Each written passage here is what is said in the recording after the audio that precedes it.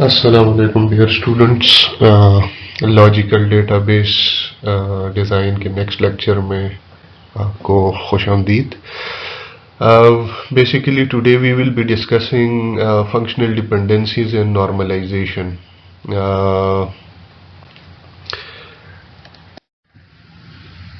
इससे पहले थोड़े सा प्रीवियस डिस्कशन की बात करते हैं, क्योंकि नॉर्मलाइजेशन आप तभी अप्लाई कर सकते हैं जब आपके पास ऑलरेडी एक रिलेशनल स्कीमा आ चुका हो। ठीक है, आपने बेसिक रिलेशन डिफाइन कर दिए हो। By relation I mean tables in for your database. Okay, so उसके जो रूल्स हमने देखे थे लास्ट लेक्चर में, दैट वाज कि आपने रेगुलर एंटिटी को कैसे कन्वर्ट करना है, उसके लिए एक टेबल बनेगा और उसकी एक प्राइमरी की होगी। कंपोजिट एट्रीब्यूट्स के बारे में हमने देखा कि they become a separate attribute in the target relation. तो उनके जो कंपोनेंट एट्रीब्यूट्स होते हैं उनको हम एज इंडिविजुअल फील्ड यूज कर लेते हैं। मल्टी वैल्यूड एट्रीब्यूट के लिए ये रूल है कि उसके लिए अलग से टेबल बना दिया जाए जिसकी एक प्राइमरी की हो। ठीक है, और अगर सेपरेट टेबल बन जाए तो जो उसकी मेन एंटिटी है उसकी प्राइमरी की को भी उसमें इंक्लूड कर दिया जाए एज प्राइमरी की। वीक एंटिटीज के लिए रूल क्या था कि create a relation with a composite primary की which includes the primary key of the entity of which this on which this entity depends। ठीक है, और उसके जो भी नॉन की एट्रीब्यूट्स होंगे वो साथ उसके डाल दिए जाए। बाइनरी और unary one to many relationships। ठीक है, so place the primary key of the entity on the one side of the relation as a foreign key in the relation for the entity on the many side. ठीक है, तो उससे होगा क्या, दोनों के लिए जो अलग रिलेशंस आपने बना लिए होंगे वो आपस में कनेक्ट हो जाएंगे। वन टू मेनी रिलेशनशिप है ना, चाहे वो बाइनरी हो चाहे यूनरी हो। Binary or unary many to many relationship or associative entity without its own key. So create a relation with a composite primary key using the primary keys of all the related entities plus any non-key attributes। ठीक है, ये तमाम के लिए है। Binary और unary one to one relationship, तो उसके लिए आपको किसी भी एक एंटिटी की प्राइमरी की को आपने दूसरे में as a primary key utilise करना होगा। If one side of the relationship is optional, place the foreign key of the entity on the mandatory side in the relation for the entity on the optional side. तो इन चीज़ों का आपने ख्याल रखना होगा। फिर हमने ये डिस्कशन भी की कि बाइनरी और unary many to many relationship और associative entity with its own key, जो ऊपर था उसमें उसकी अपनी की जो है वो मिसिंग होती है। So here create a relation with primary की associated with the associative entity plus any non-key attributes of the associative entity and the primary key of the related entities as foreign keys. तो इससे आपके पास overall उनके दरमियान एक relationship establish हो जाएगा और तमाम के लिए अलग अलग टेबल्स बन जाएंगे। टर्नरी एंड एनरी रिलेशनशिप, मतलब तीन एंटिटीज अगर एक रिलेशन में इन्वॉल्व हो या फिर एन एंटिटीज तक, तो 4-5 एन तक आप यही रूल अप्लाई कर सकते हैं। Same as binary many to many relationship without its own key. So include a part of the primary key of relation for the relationship or associative entity. The primary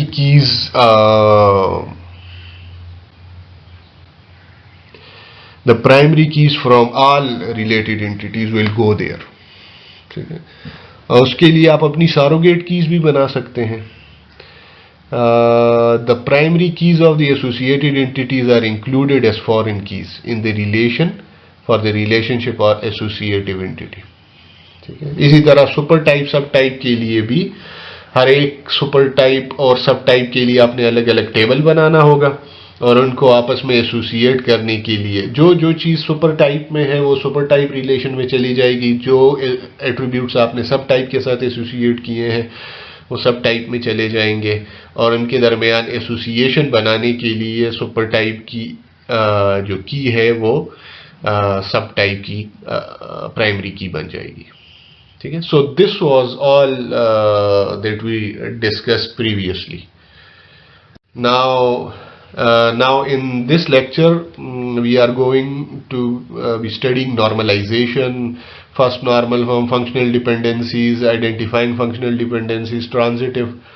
इसी तरह से ये functional dependencies basically ज़रूरी हैं second normal form के लिए, third normal form के लिए। तो इस वजह से हम फर्स्ट नॉर्मल फॉर्म के बाद थोड़ा सा इनके बारे में डिस्कशन करेंगे, and then we will study the second normal form and the third normal form. इसके बाद फिर merging of the relationship situation where you have to merge two relationship to create one relations mean tables, and similarly a brief discussion about enterprise keys. So this is the content for this ongoing lecture of 2 hours. Target CLOs और taxonomy level, तो अगर आप देखें अपने weekly distribution में contents जो हैं आपके, तो उसमें this belongs to CLO3 and CLO3 is a taxonomy level 3, मतलब you have to develop things. तो इससे आप क्या मतलब ले सकते हैं कि आपको इस किस्म के क्वेश्चंस आ सकते हैं when you have to actually apply these rules, whatever rules we are going to study about normalization, functional dependencies, identifying those functional dependencies and applying them to get second and third normal forms. So you should be focusing on application of these rules while preparing for your examinations. Okay, let's start with the introduction of normalization. So normalization basically आप logical database design में जब एक दफ़ा आपके पास logical schema बन चुका होगा, आपके पास तमाम टेबल्स मतलब रिलेशंस बन चुके होंगे, उनके दरमियान आपस में आपने फॉरेन कीज़ के थ्रू या जिस तरह से भी आपने रिलेशंस बनाए हैं, रिलेशनशिप्स बनाई हैं, एसोसिएशंस बनाई हैं, वो सारे के सारे आपको एक लॉजिकल स्कीमा बना के दे देते हैं। अब नॉर्मलाइजेशन का क्या है? It's a primary tool to validate and improve a logical design so that it satisfies certain constraints that avoid unnecessary duplication of data. Main जो इसका मकसद है वो यही है कि you want to avoid unnecessary duplication of data. इसके अलावा जो इससे रिलेटेड कॉन्सेप्ट्स हैं उनको एनोमलीज कहते हैं। सो नॉर्मलाइजेशन के थ्रू बेसिकली हम मुख्तलिफ किस्म के एनोमलीज को डेटाबेस से निकालते हैं। ठीक है, अगर आपको याद हो तो प्रीवियस लेक्चर में हमने कुछ एनोमलीज के बारे में बात की भी थी, जब हमने वेल स्ट्रक्चर्ड रिलेशंस की बात की थी। So it is basically the process of decomposing relations with anomalies to produce smaller well structured relations. बाज़ दफ़ा हम एक बिजनेस रूल को देखते हुए बहुत कम्प्लेक्स किस्म की एंटिटीज़ बना लेते हैं, और जब उन कम्प्लेक्स किस्म की एंटिटीज़ को या रिलेशनशिप्स को जब हम ट्रांसलेट करते हैं इनटू लॉजिकल डेटाबेस, तो हमारे पास जो टेबल्स बनते हैं, जो रिलेशंस बनते हैं, these are larger tables with composite keys and lots of fields, जिनमें बाज़ दफ़ा बहुत सारी चीज़ें रिपीट हो रही होती हैं। ठीक है, so we call such relations as not so well structured. ठीक, so we need to make well structured relations or tables, and for that we that's why we are going to study these normalization techniques.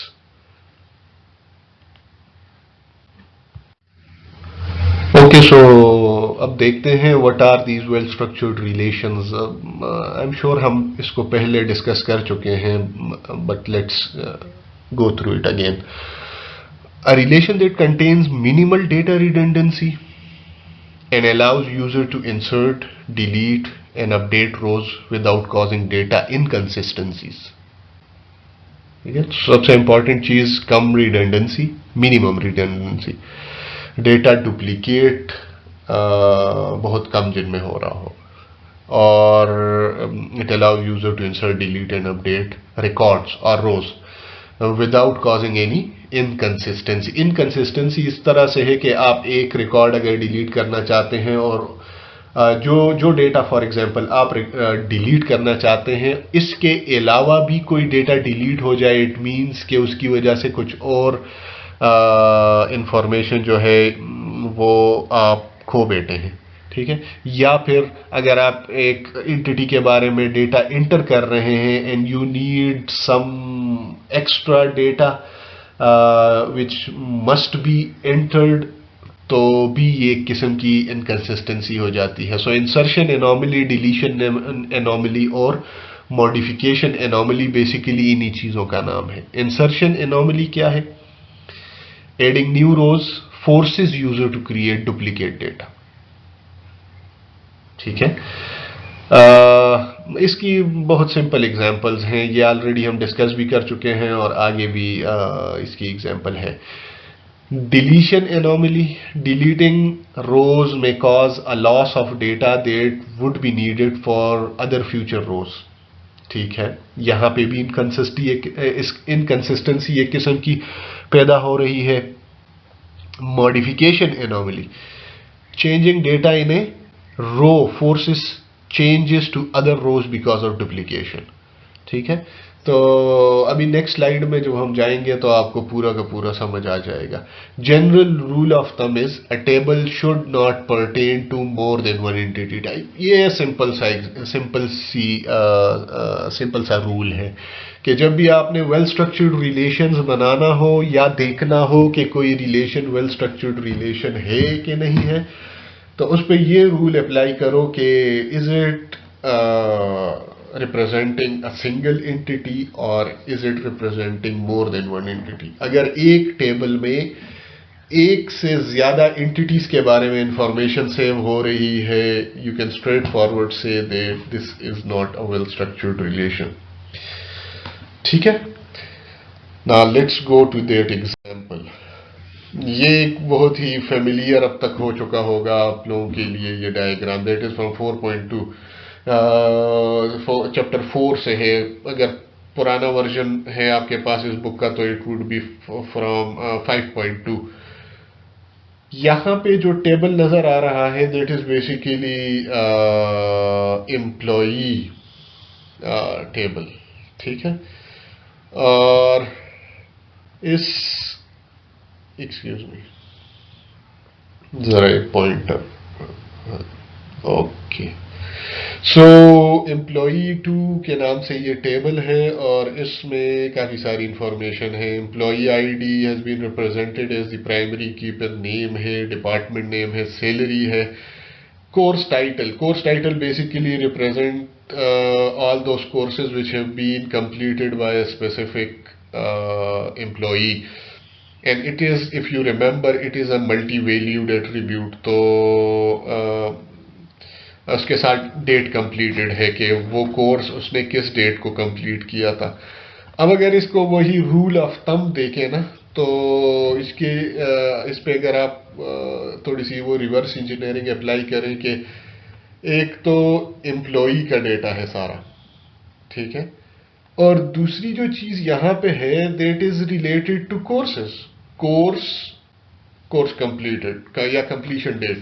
ठीक है, तो basically जो date completed है वो तो खैर न इसके साथ सूट करता है और न इसके साथ सूट करता है. बहरहाल जेनेरिकली अगर देखा जाए तो हमारे पास दो एंटिटीज बन रही हैं, मेन कोर्स और एम्प्लॉई.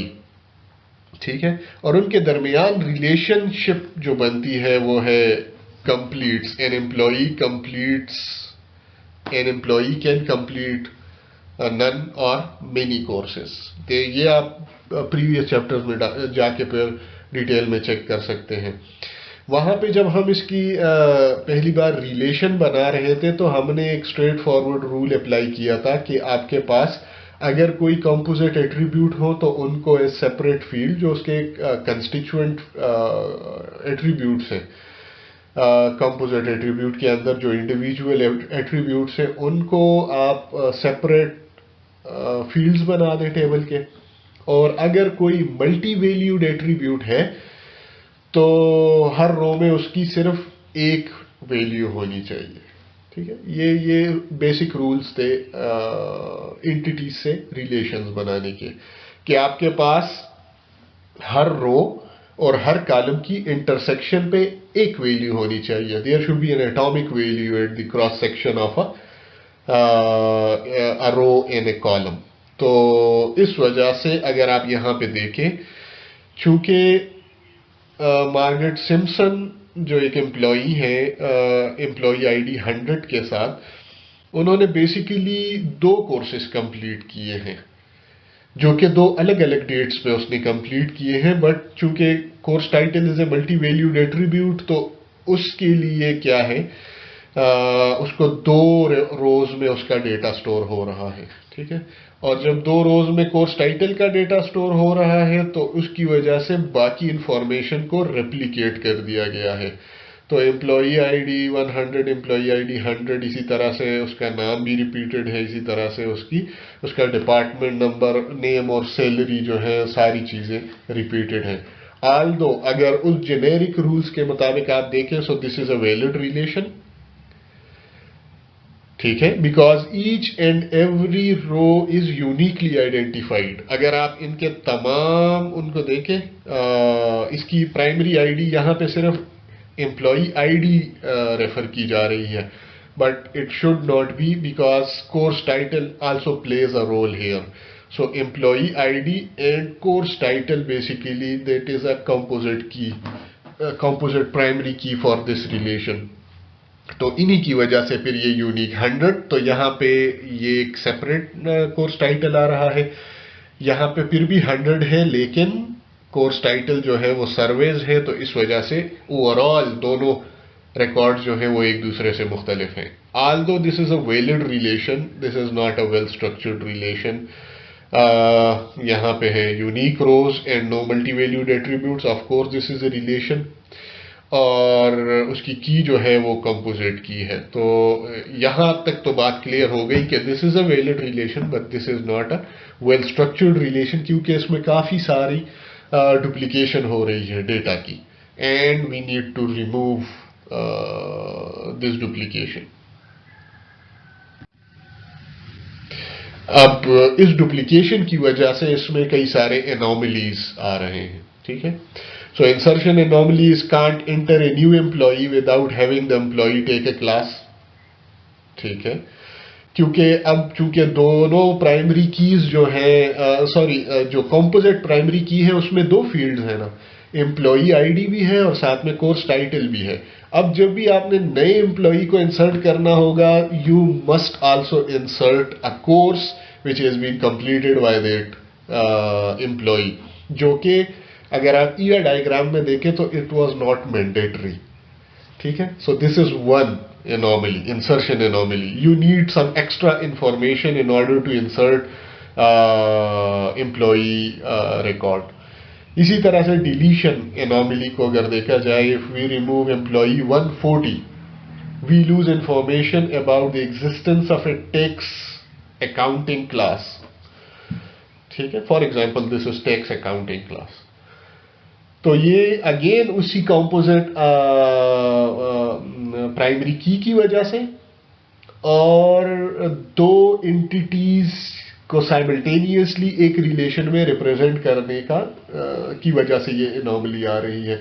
क्योंकि अगर आप प्रीवियस टेबल में जाके देखें तो 140 एम्प्लॉई आईडी वाला जो बंदा है, जो एम्प्लॉई है, उसने सिर्फ एक ही कोर्स पढ़ा हुआ है, दैट इज टैक्स अकाउंटिंग। लेकिन ये टैक्स अकाउंटिंग बाकी और किसी भी एम्प्लॉई ने नहीं पढ़ा।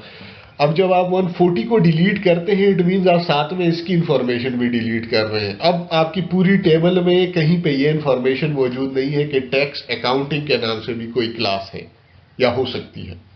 ठीक है. So this is deletion anomaly. Then there is this modification anomaly. Giving a salary increase to employee 100 forces us to duplicate multiple records. तो टेबल में जाके देखें एम्प्लॉई 100 के लिए 40,000 सैलरी है या 30,000 सैलरी है, लेकिन चूंकि उसने कोर्सेज 2 कंप्लीट किए हैं तो उसकी वजह से उसका सारा रिकॉर्ड 2 रोज में आ रहा है. अब जब उसकी सैलरी को अपडेट किया जाएगा तो एक रिकॉर्ड नहीं बल्कि एक रो नहीं बल्कि 2 रोज जो है वो अपडेट होंगे. Again this is modification anomaly. You have to work more और you have to you can say spend more processing power in order to make this modification in the salary of an employee. So all these problems, what is the main reason why do we have these anomalies? Because there are 2 themes or entity types that are being handled through this one relation. So this results in data duplication and an unnecessary dependency between the entities. इससे बचने के लिए क्या करना होगा? अब हमने इसको इस पे कुछ रूल्स अप्लाई करके इसको एक वेल स्ट्रक्चर्ड रिलेशन में कन्वर्ट करना होगा. Okay, so in order to apply various,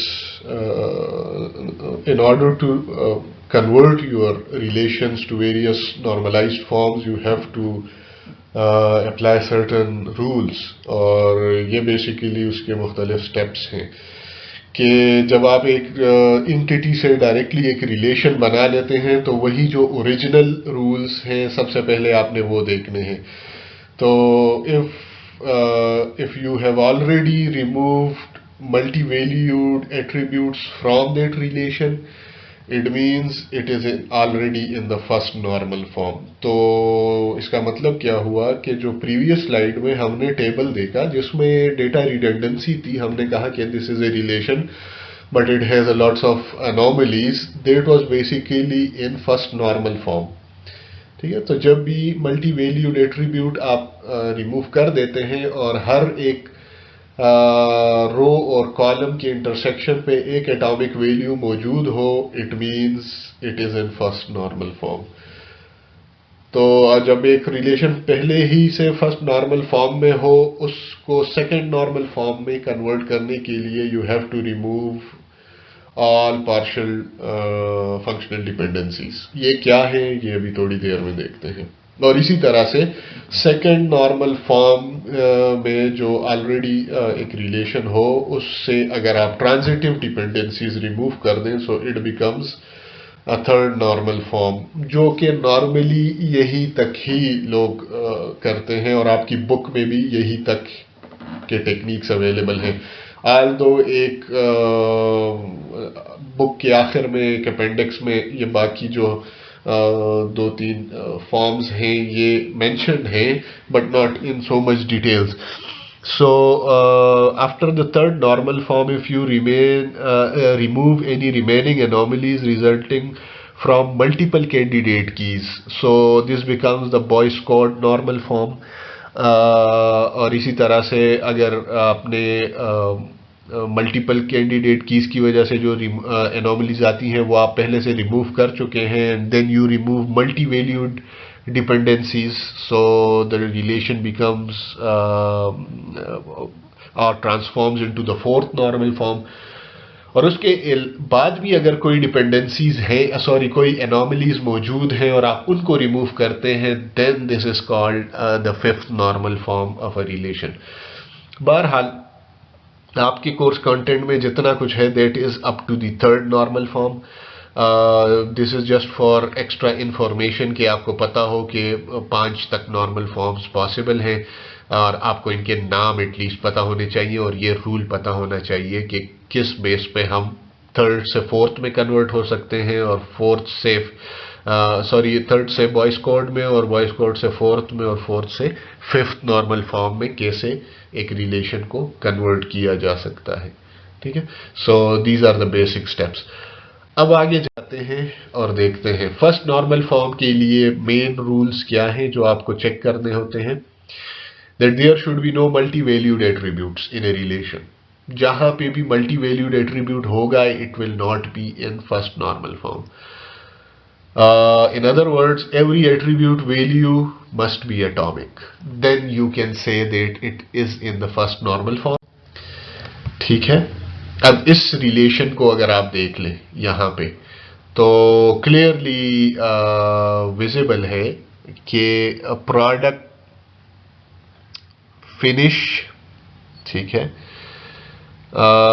अच्छा यहां पे क्या है, table with multi valued attributes, this is not in the first normal form.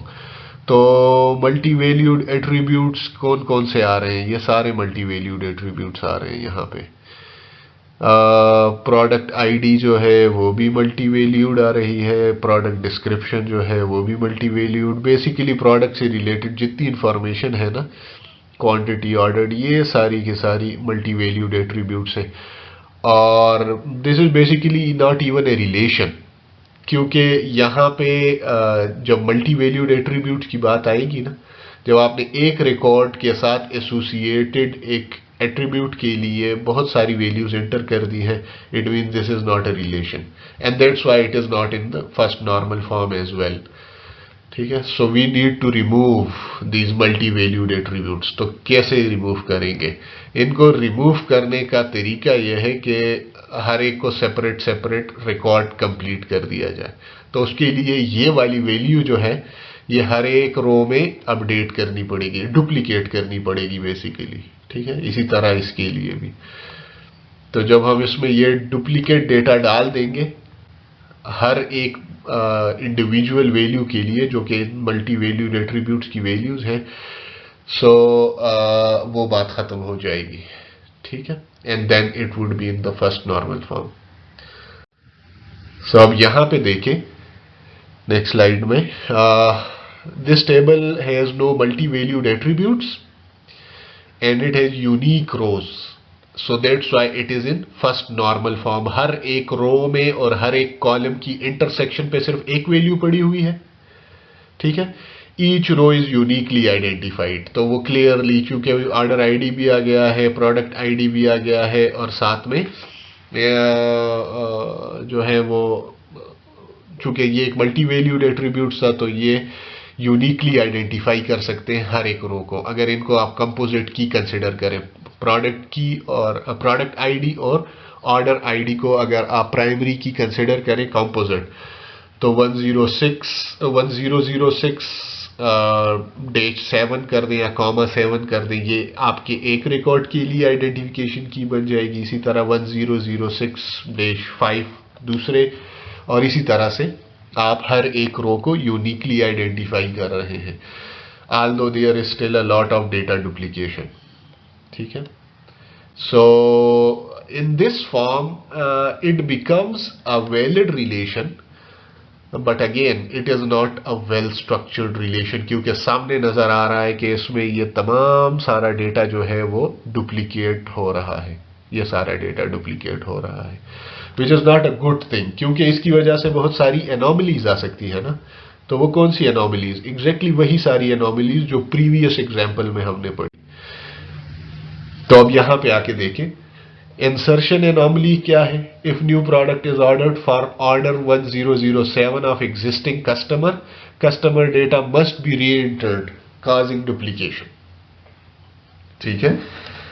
नया ऑर्डर उसके लिए इंसर्ट किया जा रहा है, so you have to put the customer data as well, although वो आपके पास पहले से डेटाबेस में मौजूद है। ठीक है। So this is insertion anomaly. Deletion में क्या है? If we delete the dining table from order 1006 we lose information concerning this items finish and price as well. ठीक है। क्योंकि वो सिर्फ एक ही रिकॉर्ड में है, और जब आप वो रिकॉर्ड डिलीट कर देंगे तो मतलब ये है कि हमारे पास इससे रिलेटेड कोई इंफॉर्मेशन बाकी नहीं रहेगी। अपडेट एनोमली इसमें क्या हो सकती है? Changing the price of product ID4 requires update in several records. Again, उसी तरह जिस तरह सैलरी में था, you have to update each and every record where product ID4 has been referenced. So this is update anomaly. All three types of anomalies are there in this table, although it was a valid relation in first normal form. So again, why do we have these anomalies? Because there are multiple entity types in one relation. This results in duplication and an unnecessary dependency between the entities. Main reason यही है, जब आपके पास इस किस्म के tables बनेंगे, relations बनेंगे जो कि एक से ज़्यादा एंटिटीज़ के बारे में इंफॉर्मेशन स्टोर कर रहे हो, तब आपको ये मसले जो है वो सामने आएंगे. ठीक है. अच्छा, okay students, so functional dependencies की बात करते हैं. फंक्शनल डिपेंडेंसी बेसिकली इसलिए ज़रूरी है क्योंकि अगर हमने फर्स्ट नॉर्मल फॉर्म से सेकंड नॉर्मल फॉर्म में जाना है तो उसके लिए हमें उसमें से रिमूव करनी पड़ेंगी पार्शियल फंक्शनल डिपेंडेंसीज. तो इस वजह से ज़रूरी है कि हम पहले ये देखें कि व्हाट आर फंक्शनल डिपेंडेंसीज, तब जाके उनको रिमूव करने की कोशिश करेंगे.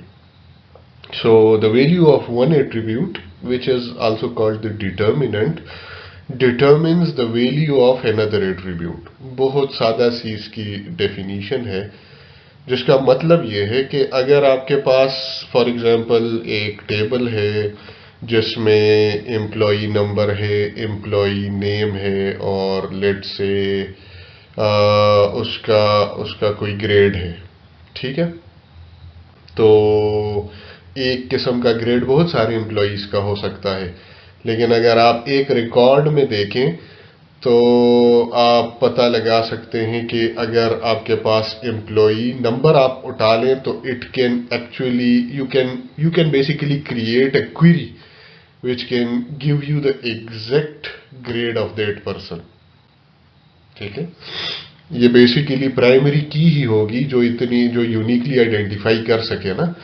तो इस जो मैंने आपको अभी एग्जांपल दी उसमें डिटर्मिनेंट जो है वो एम्प्लॉई आईडी है और आप उससे क्या चीज़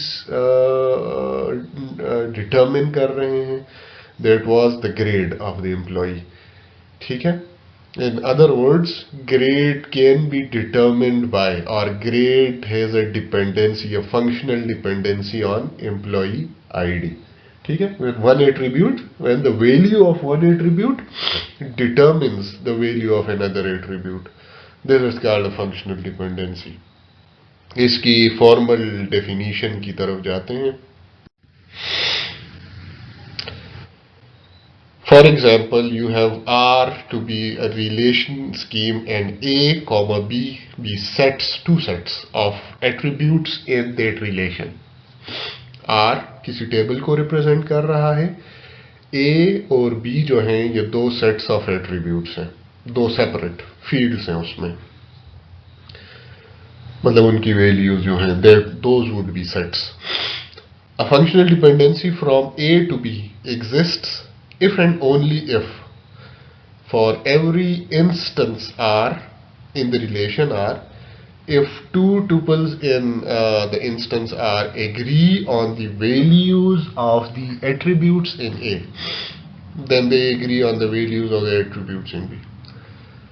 इससे पहले मैंने आपको इसकी सिंपल वर्जन इसका बता दिया कि इसका मतलब क्या है. तो अगर आप सेकंड थर्ड लाइन पे देखें, we write A determines B and say that A determines B. ये इसकी algebraic form है. ठीक है. A is called the determinant and B the dependent. तो नीचे आपको ये जो एक मिनट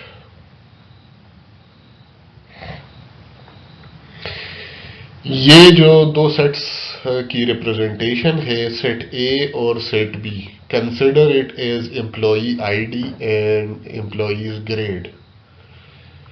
तो अगर आप क्वेरी आप टेबल की फॉर्म में देखें, ये कोई मैथमेटिकल फार्मूला नहीं होगा. ठीक है. कि आप ए की कोई वैल्यू स्पेसिफाई करेंगे तो उस पर कोई कैलकुलेशन होगी तब जाके। ये एक जेनेरिक रिलेशनशिप की रिप्रेजेंटेशन है, ये एक किस्म की डिपेंडेंसी है। हमने इसको डिजाइन इस तरह से किया है अपने रिलेशंस को, जो जो टेबल बना है, कि उसमें अगर हम चाहें तो बी की वैल्यू हम डायरेक्टली फाइंड कर सकते हैं फ्रॉम एज वैल्यू, क्योंकि एक रिकॉर्ड में जो एम्प्लॉई आईडी होगी बेसिकली उससे एसोसिएटेड एक ही ग्रेड पॉसिबल है एक बंदे का। ठीक है, तो that's why we say that B is functionally dependent on A, and this is, जो मैंने आपको एम्प्लॉय आईडी और ग्रेड की एग्जांपल दी, तो इसमें B is fully functionally dependent on A, क्योंकि अगर ऐसे एट्रीब्यूट्स होंगे, लेट से जो एम्प्लॉई आईडी की हमने बात की, लेट से ये एलोन जो है वो उसकी प्राइमरी की ना होती इस एम्प्लॉई टेबल की, तो मतलब ये है कि फिर इसके साथ कोई और फील्ड होती, और लेट से कोई उसकी उसमें से कोई एक पोर्शन जो है वो बी को डिटरमिन ना कर सके, then that is called a partial functional dependencies and we have to remove basically those. अभी देखते हैं इसकी एग्जांपल्स और भी आ रही हैं। सो ये एक एग्जांपल है, आई एम नॉट श्योर ये शायद आप लोगों के बुक में ना हो, क्योंकि आपके आपके बुक में ये डिपेंडेंसीज के बारे में शायद इतनी डिटेल ना हो। बहरहाल आप इस लेक्चर से भी फ़ायदा उठा सकते हैं, और इसके अलावा अगर आप फर्दर इसको देखना चाहें, यहाँ पे काफ़ी सारा कंटेंट है जो आपकी बुक से अलग है। ठीक है, तो इसको ज़रा ध्यान से आप स्टडी करें। ये बेसिकली एम्प्लॉई टाइप का ही एक टेबल है। अगर आप देखें, बहरहाल यहाँ पे इसका नाम जो है वो स्टाफ ब्रांच है, और इसमें आप देखें तो आपके पास जो फील्ड्स हैं, स्टाफ नंबर है, स्टाफ नेम है, position, salary, branch number, branch address, ठीक है, और उसमें कई सारे रिकॉर्ड्स हैं। तो अब देखेंगे कि इसमें लेट से अगर हम फाइंड कर सकें कि क्या चीज़ें डिपेंडेंट्स हैं और कौन से डिटर्मिनेंट्स हैं।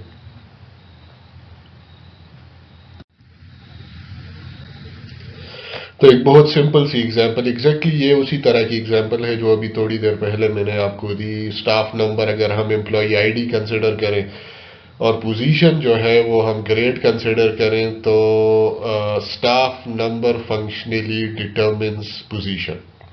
ठीक है, means staff number is the determinant while position is the dependent attribute. और इसकी एग्जांपल आप पिछली स्लाइड पे जो मौजूद टेबल है उनमें से उठा सकते हैं। For example staff number SL21 determines that the position is manager. ठीक है, तो अगर आप क्वेरी लगाएंगे इस रिलेशन में या इस टेबल में, तो आप स्टाफ नंबर से करेक्ट पोजीशन उस बंदे की फाइंड कर सकते हैं। पोजीशन मीन उसके उसका जो भी रोल है या रिस्पॉन्सिबिलिटी है इन दैट स्पेसिफिक डिपार्टमेंट।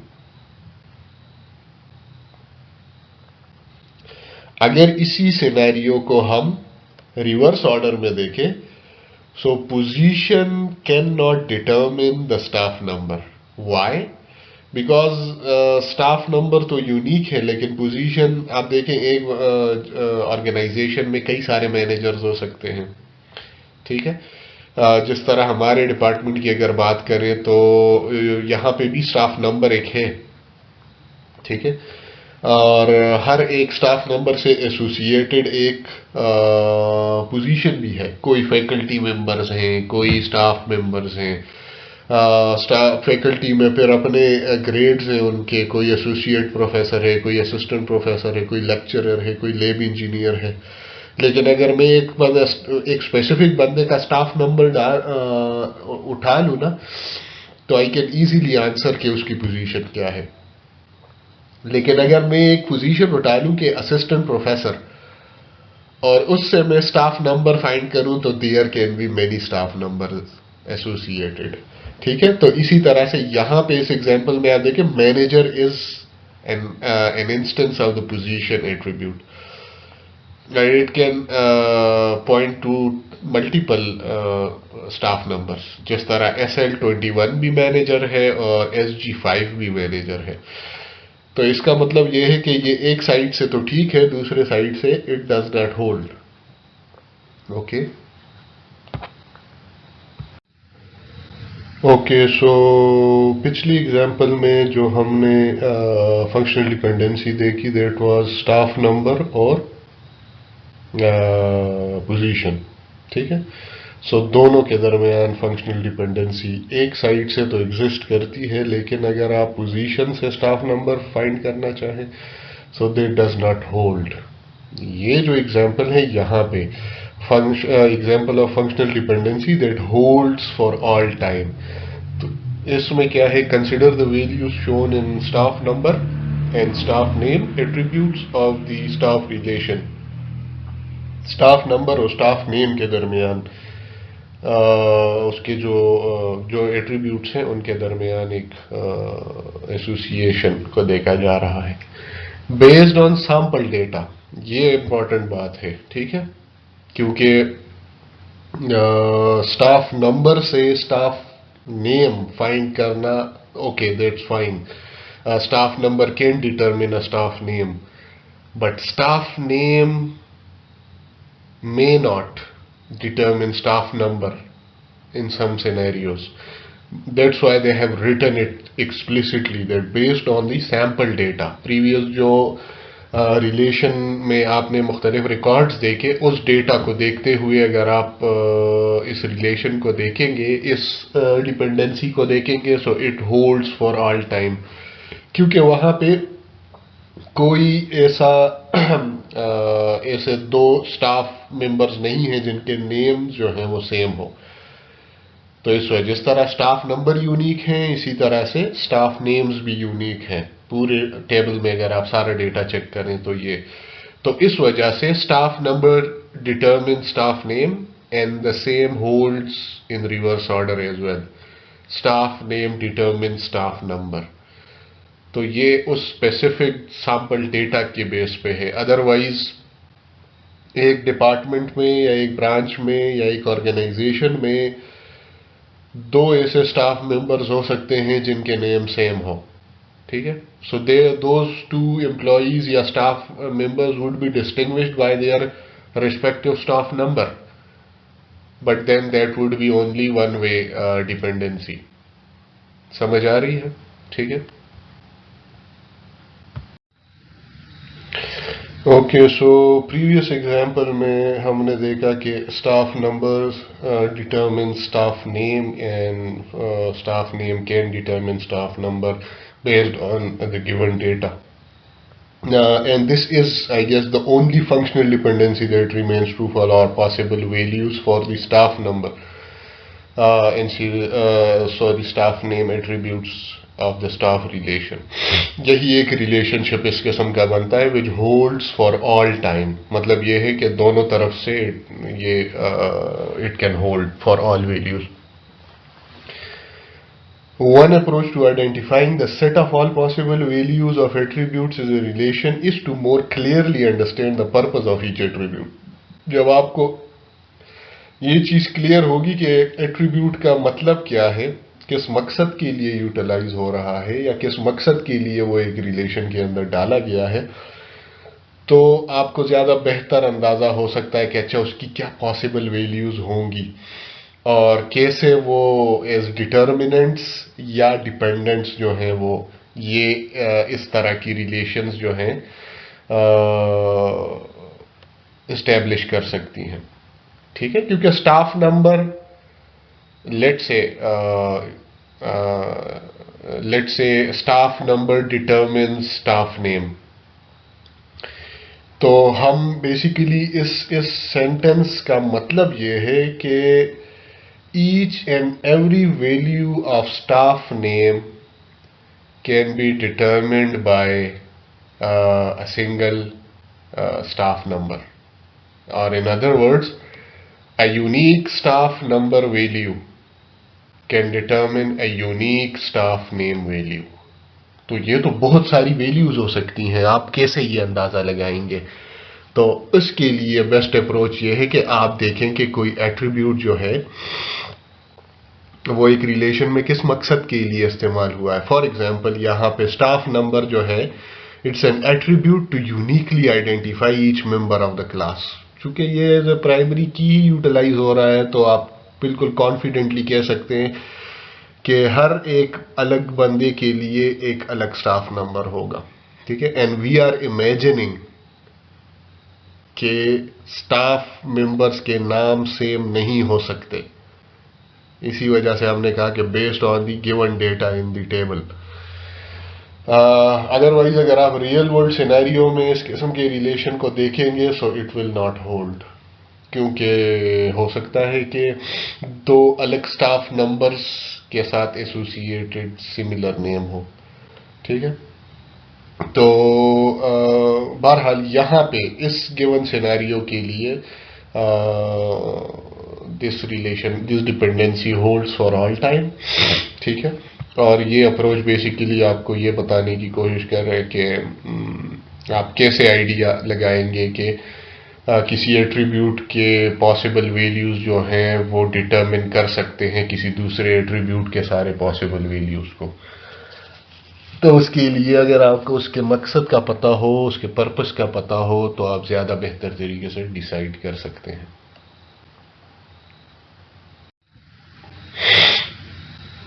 अच्छा, कैरेक्टरिस्टिक्स ऑफ फंक्शनल डिपेंडेंसीज.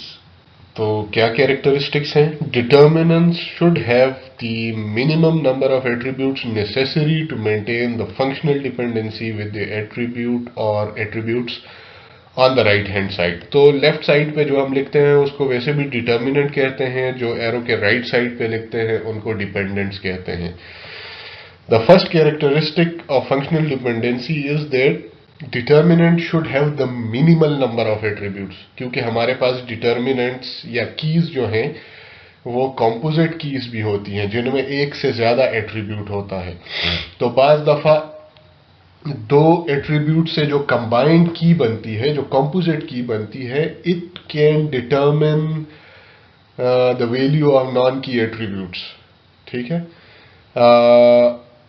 लेकिन बात सिनेरियो में फिर ये रूल वायलेट भी हो सकता है. कैसे हो सकता है वो आगे जाके देखते हैं. ठीक है. सो इस वजह से ये कह रहे हैं कि determinant should have minimal number of attributes. अगर आपके पास डिटर्मिनेंट सिर्फ एक ही वैल्यू है ना, सिर्फ एक ही एट्रीब्यूट है, तो उसमें फिर ये नहीं हो सकता कि वो पार्शियली उस पर डिपेंडेंट करे, पार्शियली डिपेंडेंट हो. ठीक है. जिस तरह प्रीवियस एग्जाम्पल में हमने पढ़ा, स्टाफ नंबर जो है इट डिटरमिन स्टाफ नेम या पोजीशन, दोनों पॉसिबल है ना. ठीक है. तो हम ये नहीं कह सकते कि स्टाफ नेम जो है वो स्टाफ नंबर की बेस पे डिटरमिन हो रहा है, लेकिन जो पोजीशन है वो किसी और एट्रीब्यूट की बेस पे भी हो सकता है. तो बेसिकली ये बात वहां पे अप्लाई ही नहीं होगी. हाँ, जहां पे आपके पास डिटर्मिनेंट मोर देन वन और मोर देन टू और थ्री इतने एट्रीब्यूट्स पे खुद रिलाई करेगा. ठीक है. या उससे बना होगा डिटर्मिनेंट, तो फिर वहां पे ये चांसेस ज्यादा हो सकते हैं. So the first characteristic for functional dependency is determinant should have minimal number of attributes. Necessary दो भी हो सकते हैं, तीन भी हो सकते हैं, but it should then hold the dependency.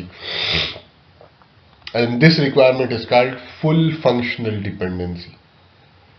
जिस तरह प्रीवियस एग्जाम्पल में है, staff number determines staff name, staff number determines position. ठीक है. तो अब वहां पे अगर आप देखें, staff number can also determine the branch address, staff number can also determine the salary, staff number. तो ये फुल फंक्शनल डिपेंडेंसी है क्योंकि एक ही एट्रीब्यूट डिटर्मिनेंट है, और बाकी सारे डिटरमिन हो रहे हैं उस पे। हम ऐसा नहीं कह सकते कि एड्रेस जो है वो किसी और एट्रीब्यूट के थ्रू डिटरमिन हो सकता है। ठीक है, सो that is called full functional dependency. Full functional dependency indicates that if A and B are attributes of a relation, B is fully functionally dependent on A if B is functionally dependent on A but not on any proper subset of A. इसका मतलब क्या है? Late से आपके पास composite attribute है, composite key है, ठीक है, और उसमें 3 एट्रीब्यूट्स हैं 1 2 3, और आप कहते हैं कि यही 3 एट्रीब्यूट जो हैं दीज आर डिटर्मिनेंट्स, और इससे हम एट्रीब्यूट बी की वैल्यूज को डिटर्मिन कर सकते हैं। ठीक है, लेकिन अगर हमारे पास 1 2 3 जो एट्रीब्यूट्स हैं डिटर्मिनेंट के, अगर उनमें से कोई एक ऐसा एट्रीब्यूट है, फॉर एग्जांपल एट्रीब्यूट 3 ऐसा है कि वो इंडिविजुअली भी सेट बी की वैल्यूज को डिटर्मिन कर सके, ठीक है, तो इसका मतलब यह है कि this is not full functional dependency, and that's why we say that B is fully functionally dependent on A if B is functionally dependent on A but not on any proper set of A.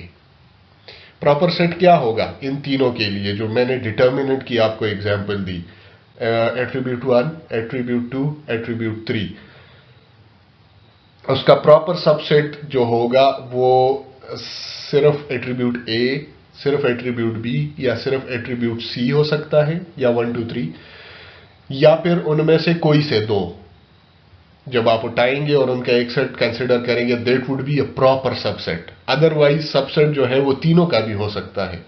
ठीक है, तो तीनों पे अगर dependent है that's fine, क्योंकि that is basically full functional dependency. लेकिन अगर तीनों में से 3 एट्रीब्यूट में से वो किसी एक या 2 के बेस पे भी डिटरमिन हो सकता है, then that is not full functional dependency, instead that is partial functional dependency. ठीक है, आई होप आप लोगों को आइडिया क्लियर हो गया होगा। आगे एग्जाम्पल्स भी हैं इसके। So example of full functional dependency, it exist in the staff relation, जो कि प्रीवियस है। अभी मैं प्रीवियस इसलिए नहीं जा सकता क्योंकि फिर से सिरे से रिकॉर्डिंग स्टार्ट हो जाएगी, तो you should go there first and look at those fields and values and then come back here.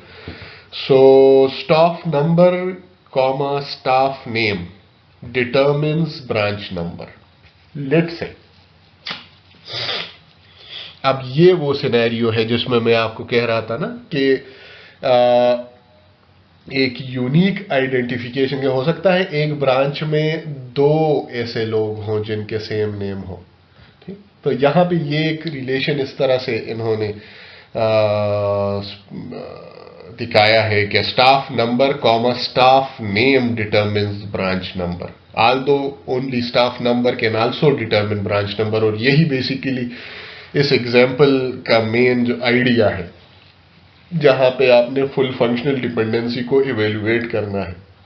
तो अगर ये बात ट्रू है कि ब्रांच नंबर हम स्टाफ नंबर और स्टाफ नेम दोनों से फाइंड कर सकते हैं, डिटरमिन कर सकते हैं, then it is full functional dependency. Branch number can be determined by this combination of staff number and staff name.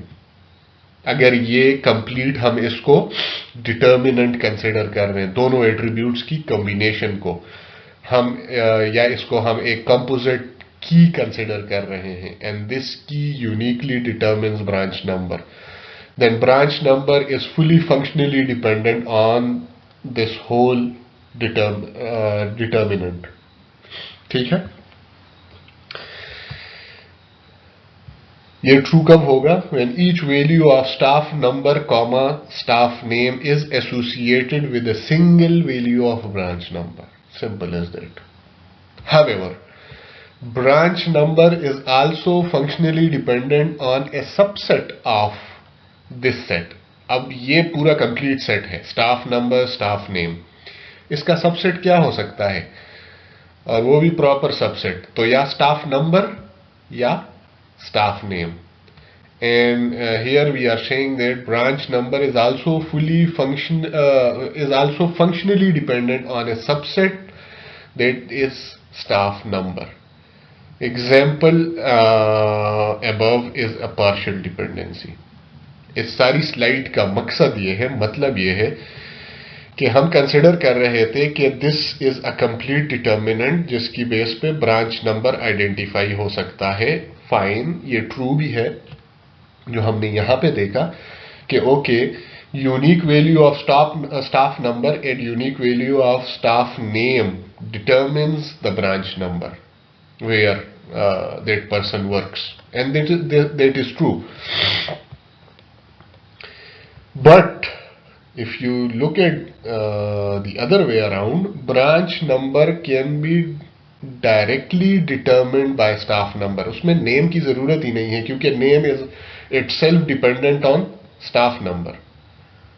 So इस वजह से हम कह सकते हैं कि branch number is functionally dependent on just staff number while not on staff name, let's say, क्योंकि एक ब्रांच में दो नामों के एक नाम के दो बंदे हो सकते हैं, ये मैं इसी वजह से आपको पहले भी बता रहा था. तो ब्रांच नंबर के is functionally dependent on staff number. तो अगर ये सिनेरियो किसी भी डिपेंडेंसी में हो, that is not a full functional dependency, it will be called as partial functional dependency. और बेसिकली हमने यही पार्शियल फंक्शनल डिपेंडेंसी फाइंड करके इनको रिमूव करना है in order to convert our first normal forms into second normal forms.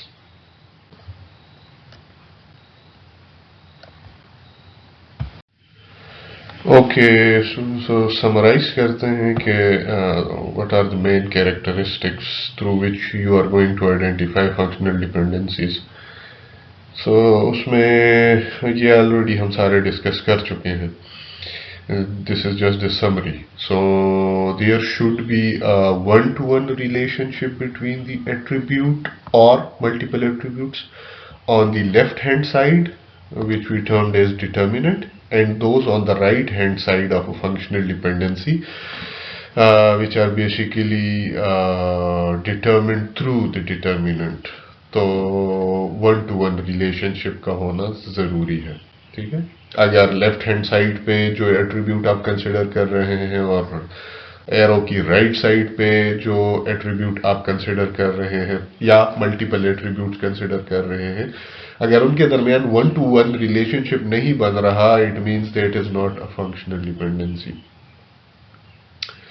The second characteristics, ये पहले characteristic से आप एक तो ये खसूसियत अगर किसी रिलेशनशिप में है one to one relationship, then you can say okay there might be a functional dependency.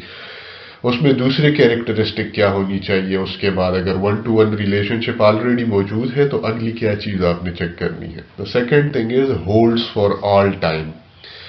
मतलब उन एट्रीब्यूट्स के जो लेफ्ट हैंड साइड पे हैं और जो राइट हैंड साइड पे हैं, उनकी हर एक वैल्यू पे जो है वो ये one to one relationship it should be valid. ठीक है, so it should hold for all time. जिस तरह हमने प्रीवियस स्लाइड्स में एग्जांपल्स पढ़ी ना कि staff number determines staff name और staff combination of staff name and, सिर्फ कंसिडर करें स्टाफ नंबर को. Staff number determines the position. ठीक है, although it was not possible reverse, शायद उस वक्त हमने ये एक assumption कर ली थी कि अगर ये रिवर्स में पॉसिबल हो then it says that it holds for all, लेकिन ऐसी बात नहीं है. जिस डायरेक्शन में आपने डिपेंडेंसी फाइंड करनी है, फॉर एग्जांपल अगर हम कहें कि staff number determines the position, okay, one to one relationship मौजूद है। एक स्पेसिफिक स्टाफ नंबर के लिए एक ही स्पेसिफिक पोजीशन पॉसिबल है, that is a one to one relationship. अगली चीज क्या है, holds for all time. Holds for all time का मतलब इस डिपेंडेंसी में ये होगा कि for each staff number there should be a unique there should be a one position value, ठीक है। so for all values of staff number there will be corresponding position values। ये सेकंड कैरेक्टरिस्टिक है। now the third characteristics, determinant has the minimal number of attributes necessary to maintain the dependency with the attribute or attributes on the right hand side, minimal number of attributes on the left side to maintain, ठीक है। उसमें extra values नहीं होनी चाहिए। और ये हमने पिछली स्लाइड में देख लिया कि जब आप ने रिलेशन कंसिडर किया, staff number comma staff name determines the branch और ब्रांच नेम और द एड्रेस फॉर एग्जांपल, ठीक है। तो वहां पे क्या था, वहां पे हमें ये डिस्क्रिपेंसी फिर इसमें नजर आई कि there were more than the minimal number necessary, more than the minimal number of attributes necessary to maintain the dependency, क्योंकि वहां पे डिपेंडेंसी बेसिकली आपका जो स्टाफ नंबर है वो बेसिकली मेन डिटर्मिनेंट है, ठीक है। तो अगर आप कंसिडर करें कि स्टाफ नेम से आप ब्रांच नंबर या ब्रांच एड्रेस फाइंड कर सकते हैं, so that is not correct, ठीक है। So branch address basically depends और can be determined through the SSN only, या जो उसका स्टाफ नंबर है। It means there is a partial dependency, और इस पार्शियल डिपेंडेंसी को खत्म करने के लिए क्या करना पड़ेगा, इसको फुली फंक्शनल डिपेंडेंसी में कन्वर्ट करने के लिए क्या करना पड़ेगा, the determinant should have the minimal attribute। तो मिनिमल एट्रीब्यूट क्या हो सकता है, वो वही उसका जो स्टाफ नंबर है। तो ये रिलेशन बन जाएगा स्टाफ नंबर डिटर्मिन्स दी ब्रांच एड्रेस और ब्रांच कोड और वट एवर दैट वाज, ठीक है। उसमें कम्बिनेशन की जरूरत नहीं है क्योंकि combination will make it partial functional dependent, ठीक है। सो ये चीज अब आपने जहन, क्योंकि ये जो लास्ट बात हमने की ना, ये आपके अब सेकेंड नॉर्मल फॉर्म में यूटिलाइज होगी। Although our discussion of functional dependencies is still not over. तो मेन आपने फंक्शनल डिपेंडेंसीज के बारे में जो 3 कैरेक्टरिस्टिक्स अब तक पढ़ लिए हैं, ठीक है। फुल फंक्शनल डिपेंडेंसीज से रिलेटेड है ये। अब एक और किस्म की डिपेंडेंसीज की तरफ आते हैं, दीज आर ट्रांजिटिव डिपेंडेंसीज। अभी इसके और एग्जांपल्स आ रहे हैं, काफी सारा कंटेंट है, ये शायद आपकी अपनी टेक्स्ट बुक में मौजूद ना हो, लेकिन इसके लिए आप जो अलमासरी की बुक है उससे भी थोड़ी बहुत हेल्प हासिल कर सकते हैं, ठीक है। वहां पे ये जो सेट्स डिस्क्रिप्शन है ये अलमासरी की बुक में मौजूद है। So transitive dependency is important to recognize a transitive dependency because its existence in a relation can potentially cause update anomalies। जाहिर सी बात है, जितने भी हम यहाँ पे functional dependencies देख रहे हैं वो किसी न किसी तरह एक न एक anomaly से related हैं, we have to remove them and that is basically the main aim of normalization। So जो ट्रांजिटिव डिपेंडेंसीज हैं they are related to update anomalies, और इसी वजह से we have to find them and we have to remove them. But what are transitive dependencies?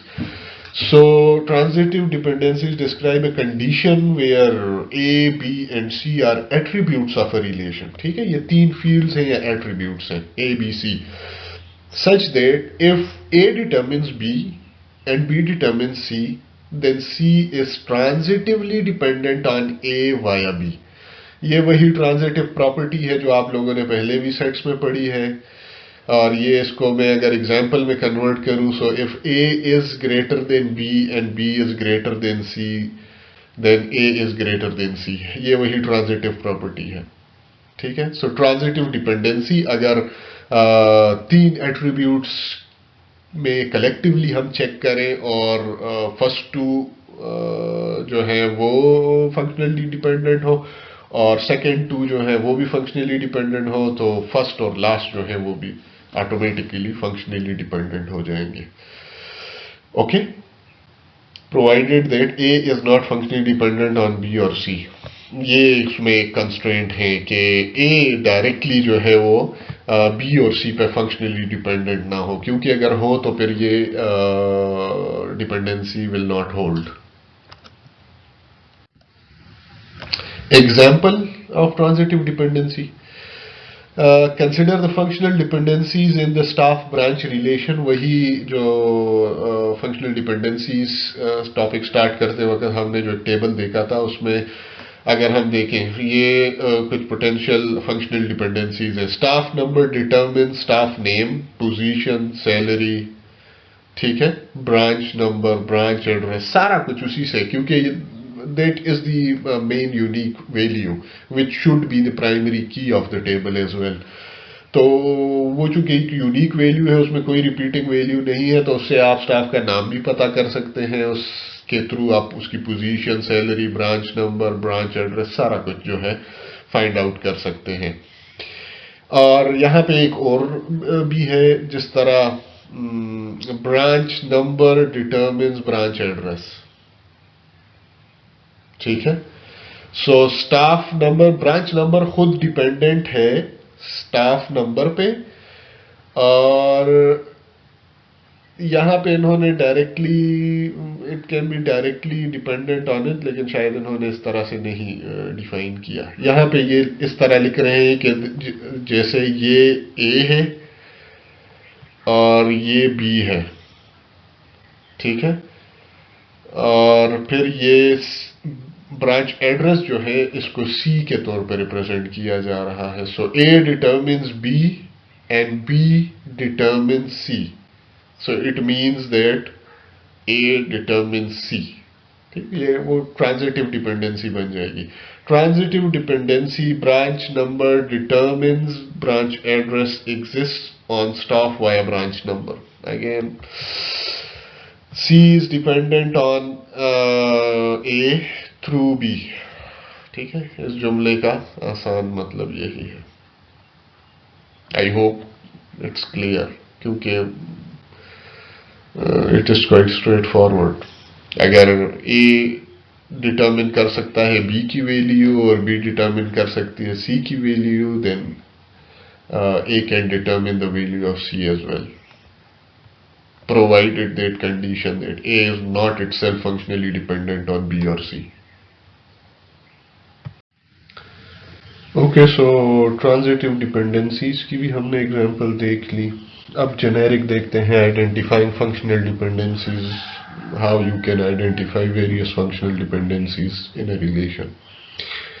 So identifying these functional dependencies between a set of attributes, basically set of attributes आपके पास एक table ही होगा या एक relation ही होगा, is relatively simple if the meaning of each attribute and the relationship between the attributes are well understood.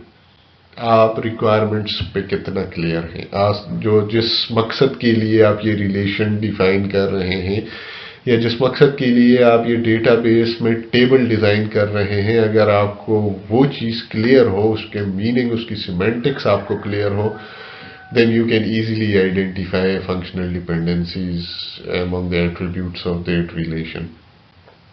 This information should be provided by the enterprise in the form of discussions with the user or documentation such as the user's requirement specification.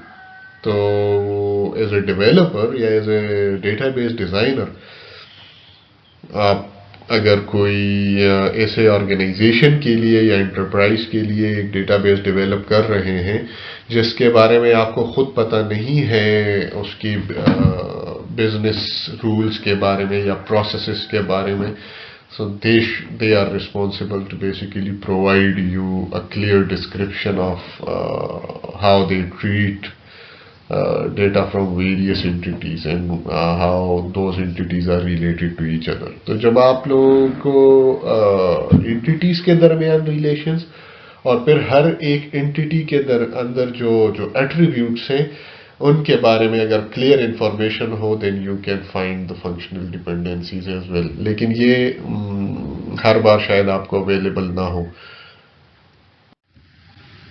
So, if such information is not available to the designer, for example, if the users are unavailable for consultation or the documentation is incomplete, then depending on the database application, it may be necessary for the database designer to use their own common sense and or experience to provide the missing information. ठीक है?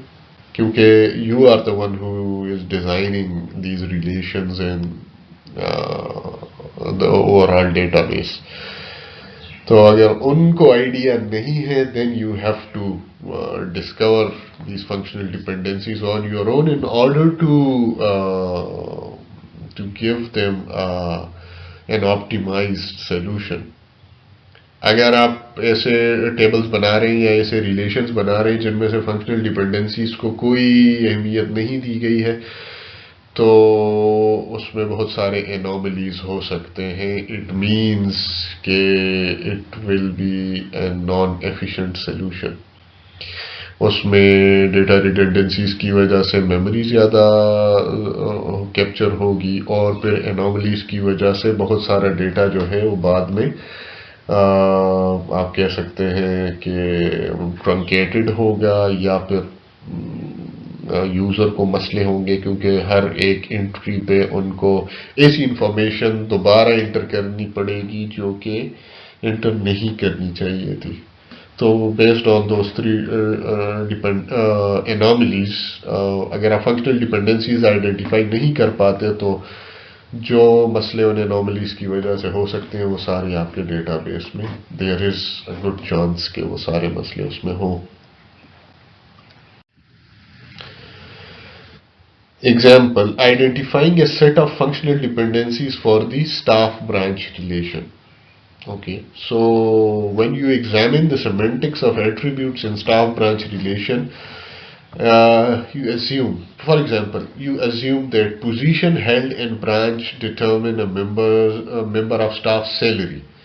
कि आप एक assumption है, ठीक है, with respect to the staff branch relation. कि अगर आपको एक बंदे की पोजीशन का पता है और उसके ब्रांच के बारे में इंफॉर्मेशन है, ब्रांच नंबर, तो यू कैन डिटरमिन और you can get the value of that staff salary. ठीक है. ओके, तो अगर एक स्टाफ इसमें बहुत सारी चीजें आ सकती हैं. For example, branch number basically specify the address. तो हो सकता है जो सिस्टम है या जो ऑर्गेनाइजेशन है वो अपने स्टाफ को सैलरी इस बेस पे देती है कि वो किस एरिया में काम कर रहा है. ठीक है. जिस तरह हमारे यहाँ भी इस तरह था जब when we were a campus of UET Peshawar, तो जो हार्ड एरिया अलाउंस मिलता था बेसिकली वो सिर्फ इसी बेस पे कि अगर आप रिमोट कैंपस में हैं, ठीक है, तो उसका अपना एक सेपरेट अलाउंस आपको मिलता था. तो यही इसी किस्म का सिनेरियो यहाँ पे भी अज्यूम किया जा रहा है कि आप अगर मैनेजर हैं और आप एक खास ब्रांच में हैं तो उसी से आपकी एग्जैक्ट सैलरी जो है वो डिटरमिन हो सकती है.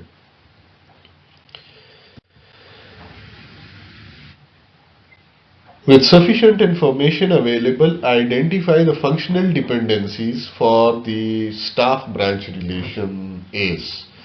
तो अगर आप उस टेबल को देखें तो बहुत क्लियरली आप ये आइडिया लगा सकते हैं क्योंकि that is a very well known information for all of us. हम कब से ये एम्प्लॉयज़ और स्टाफ से रिलेटेड सिनेरियोज को डिस्कस कर रहे हैं तो we should have the idea कि कहाँ कहाँ पे फंक्शनल डिपेंडेंसीज पॉसिबल हो सकती हैं. तो अगर आप टेबल को देखें वहाँ पे तो जो मेन डिपेंडेंसीज बनती हैं उनमें जो पहली है that is staff number determines everything in the table. Main functional dependency, because staff number can determine, that is a unique value, staff number. So in a record it can also determine the staff name, the position, his or her salary, the branch number where she works, and of course the address of the same branch. So staff number can determine everything for you. And that's why I said earlier that it should be the primary key for the relation as well. लेकिन अगर आप right side वाले attributes को देखें तो उनमें आपस में भी रिलेशंस डिपेंडेंसीज हो सकती हैं. फॉर एग्जांपल, अगर आपको ब्रांच नंबर का पता है, सो यू कैन क्वेरी और you can get the branch address. Similarly, अगर ब्रांच एड्रेस का आपको पता है तो you can get the branch number. Combination of branch number and position can determine the salary. ठीक है.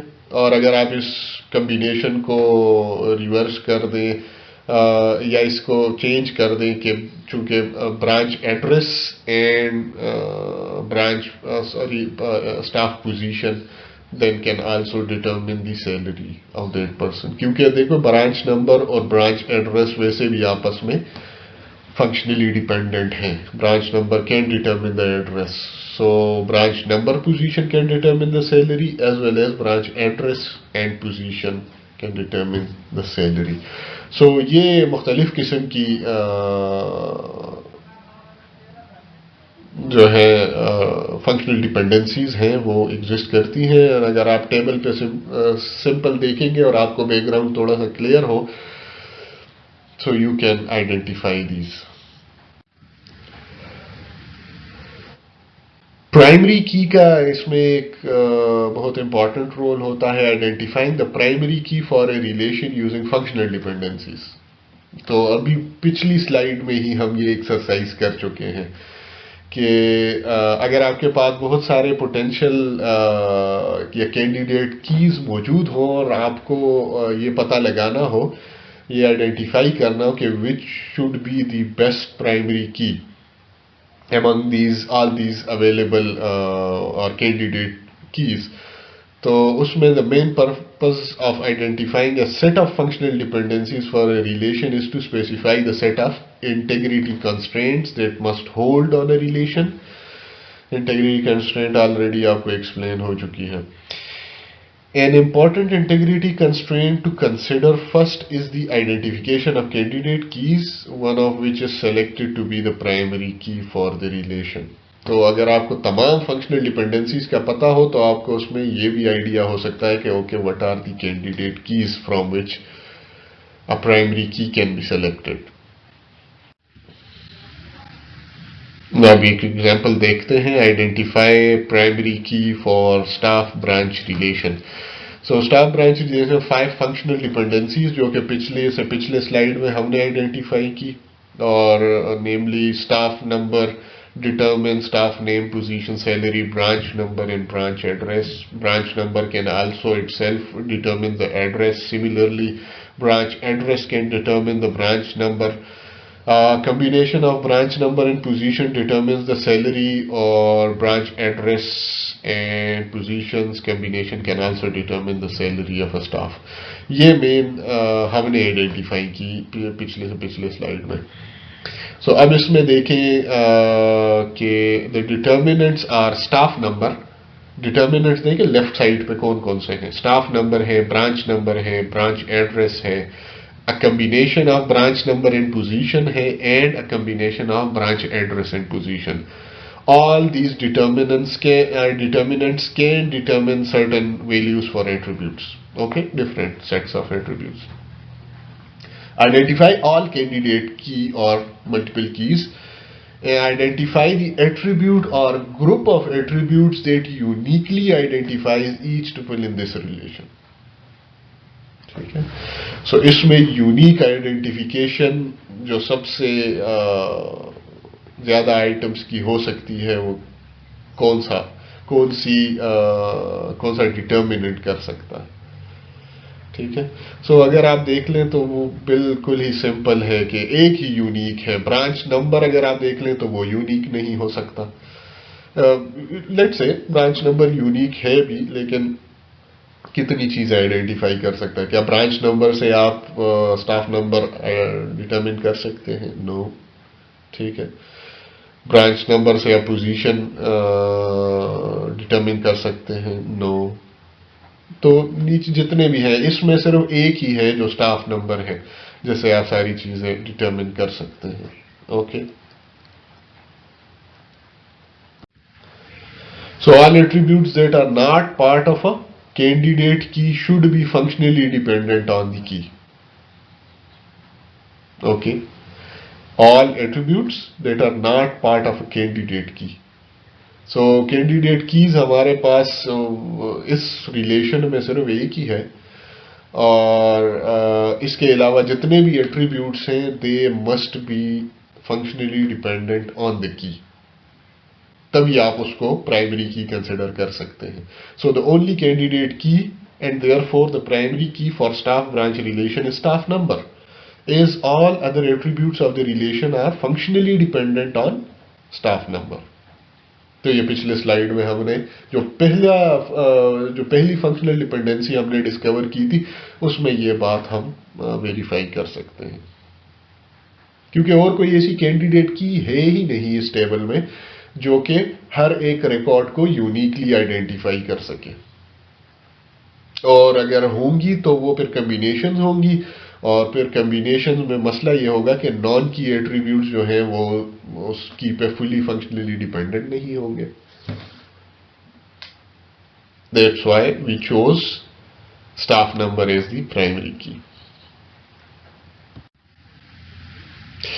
Reasoning about functional dependencies. बाज दफा हम इन रूल्स को या इससे रिलेटेड कुछ और रूल्स हैं जो आगे जाके हम पढ़ेंगे, उनको अगर हम अप्लाई करें तो हम बहुत सारी इंफॉर्मेशन इन्फर कर सकते हैं, उनके बारे में रीजनिंग कर सकते हैं। So it is sometime possible to infer new functional dependencies from a set of given functional dependencies independently from any particular instance of the relation scheme or of any additional knowledge.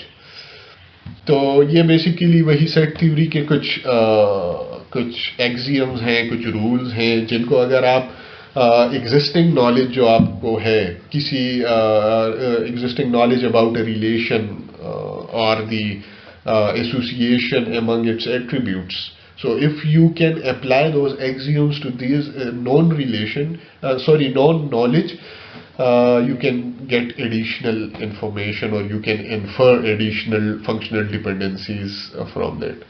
आगे जाके हम जरा देखते हैं कि वो axioms और वो जो रूल्स हैं वो क्या हैं जिनके थ्रू हम ये एडिशनल नॉलेज इन्फर कर सकते हैं। एग्जाम्पल के तौर पे आप क्या किस तरह से इन्फर कर सकते हैं? For example staff ID determines और student ID determines the first name and student ID also determines the last name. ये गिवन इंफॉर्मेशन है, तो इसकी बेस पे हम ये कह सकते हैं ना कि student ID determines combination of the first name and the last name, तो उनको कंबाइन किया जा सकता है। ठीक है, इस तरह के कुछ रूल्स स्पेसिफाई किए गए हैं जो कि बहुत सिंपल से रूल्स हैं, लेकिन you can utilise them if you know them.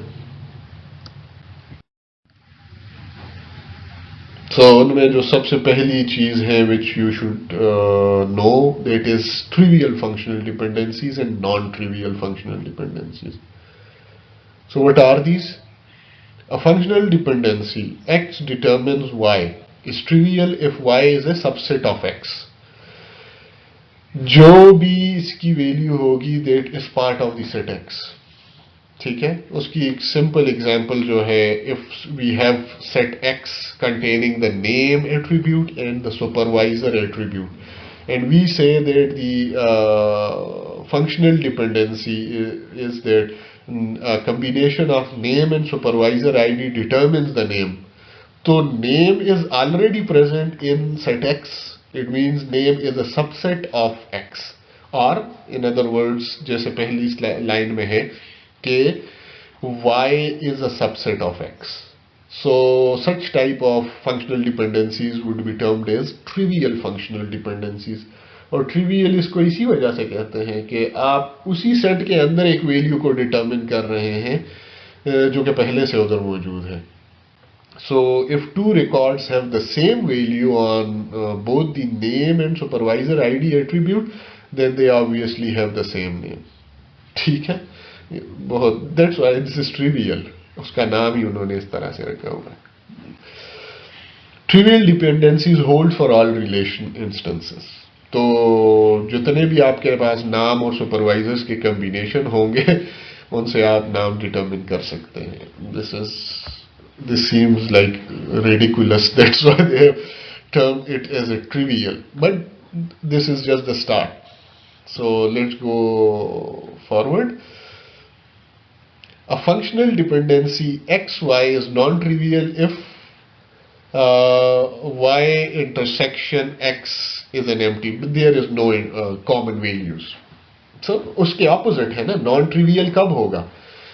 आप देखें ऊपर name comma supervisor ID, if that represent X and the name represent Y, तो इन दोनों एक्स वाई का अगर आप इंटरसेक्शन लेंगे तो नेम वो कॉमन एट्रीब्यूट है जो दोनों साइड पे मौजूद है.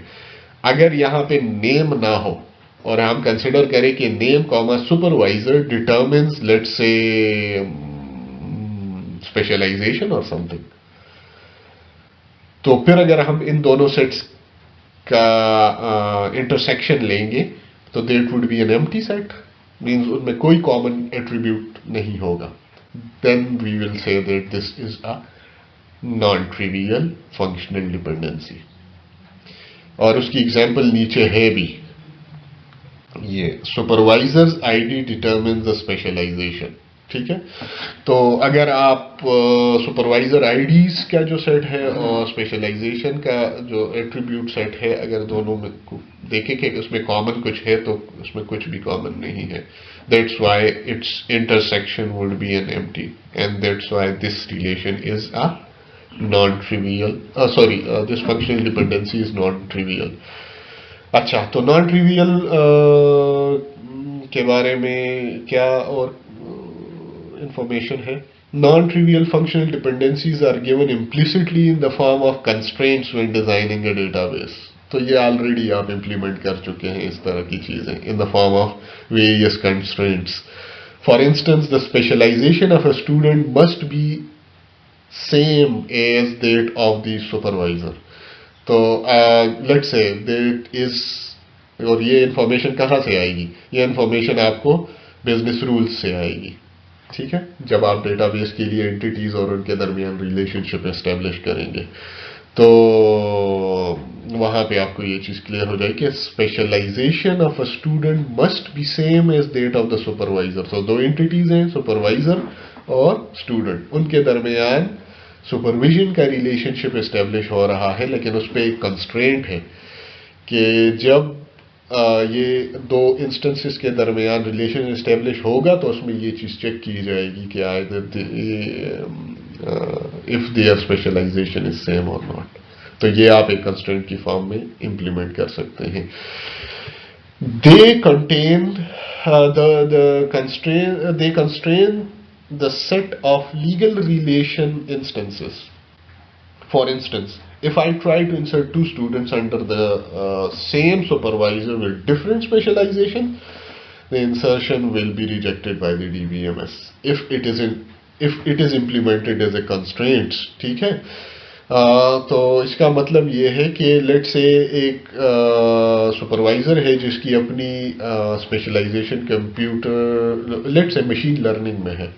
ठीक है, और आप एक स्टूडेंट एंटर कर रहे हैं एज अ सुपरवाइजी, उस सुपरवाइजर के साथ आप उसको एसोसिएट कर रहे हैं, उसकी भी स्पेशलाइजेशन आप मेंशन कर रहे हैं machine learning. So this transaction will be okay. लेकिन अगर आप एक और स्टूडेंट एसोसिएट कर रहे हैं इसी सुपरवाइजर के साथ जिस स्टूडेंट की स्पेशलाइजेशन आपने स्पेसिफाई की है as let's say software engineering in general, ठीक है, या फिर कोई और नेटवर्क एनालिसिस, तो they transaction will not occur due to this constraint because it will be violating the constraint. So trivial or non-trivial में यही फर्क है कि these are implicitly implemented in the form of constraints in your database.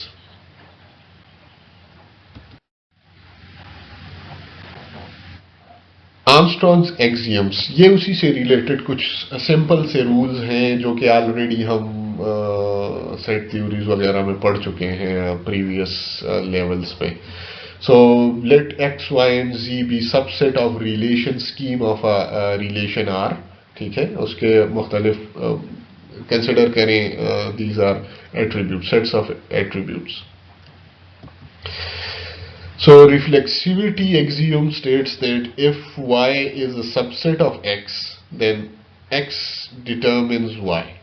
ये अभी पिछली slide में जब हम ट्रिवियल फंक्शनल डिपेंडेंसीज हमने डिस्कस की, सो ये ट्रिवियल फंक्शनल डिपेंडेंसी को आर्मस्ट्रॉन्ग एक्सियम्स के मुताबिक रिफ्लेक्सिविटी एक्सियम भी कहते हैं, ठीक है. If y is a subset of x, then x determines y. Example है staff number, branch number determines branch number. So branch number is already a subset of this set X. So it can easily determine. Augmentation clause या augmentation axiom. According to augmentation, if X determines Y, then XZ determines YZ. Simple augmentation है दोनों side पे, जिस तरह हम normal कहें ना कि if x is greater than y, then x into two is greater than y into two, एक किस्म की ऑगमेंटेशन है. If staff number determines staff name, then you can say that staff number comma branch number determines staff number comma branch number. Sorry, ये यहाँ पे staff number determines staff name. So staff number comma branch number staff name. Here we should have staff name. Okay. It should be written as staff name. Let's see.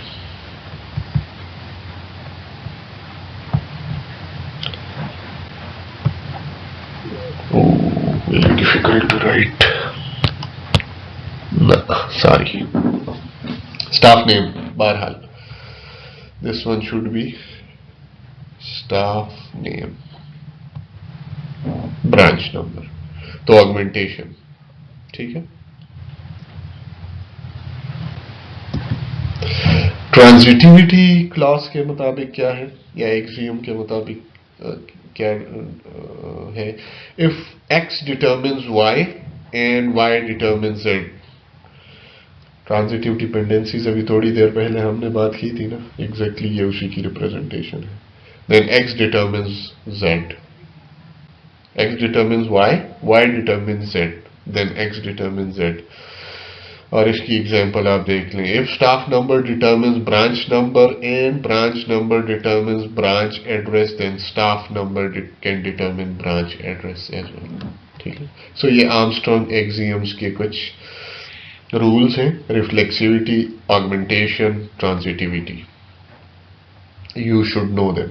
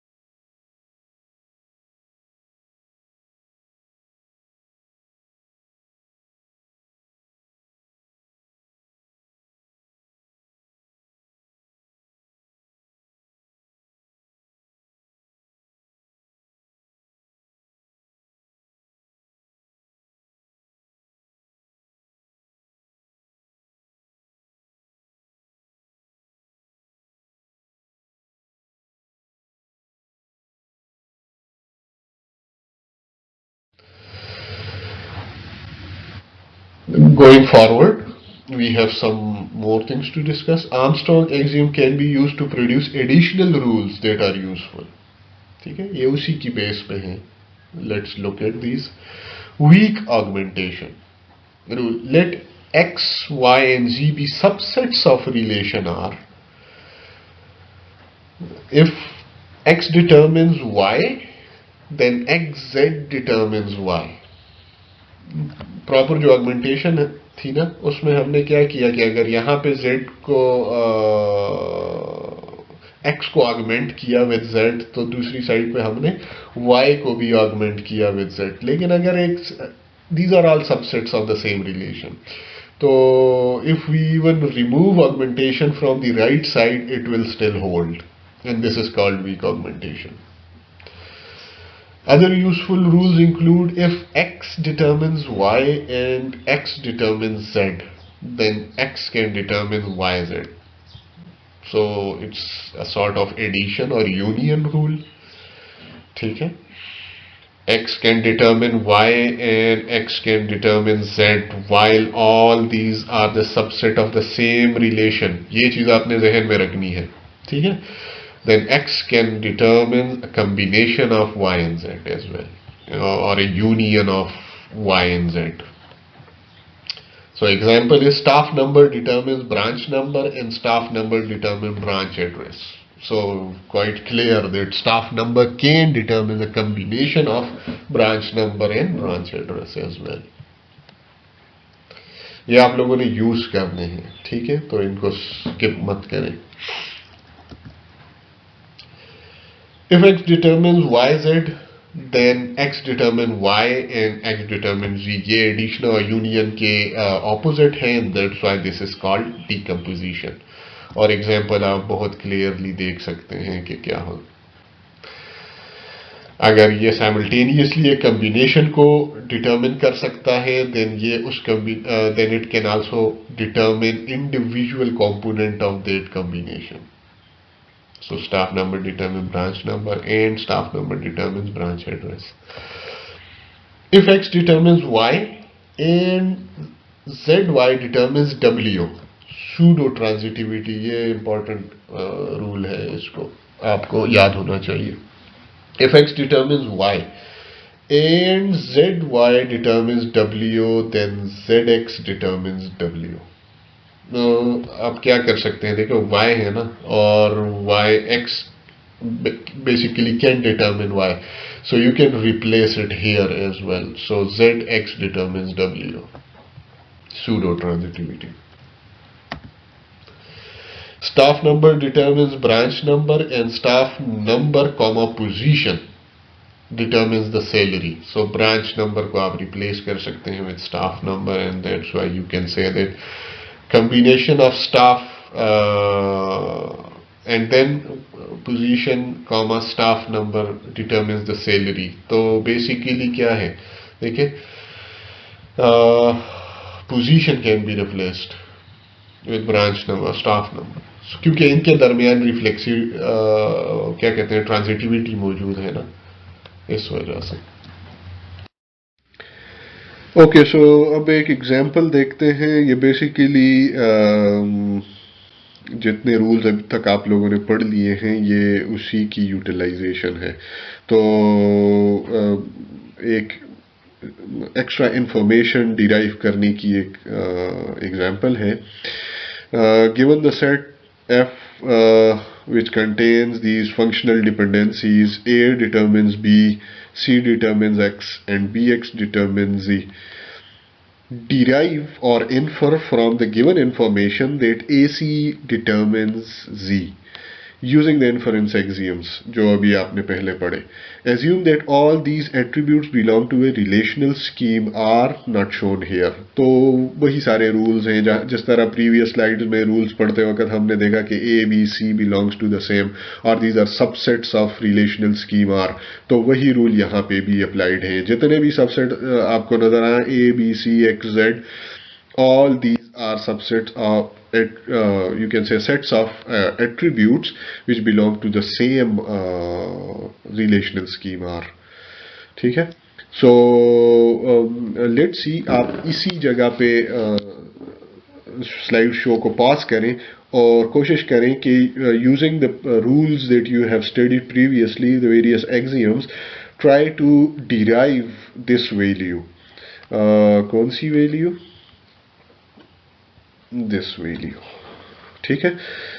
और जब आप कर चुके होंगे, then we will start solving it here. I will try to solve it at least.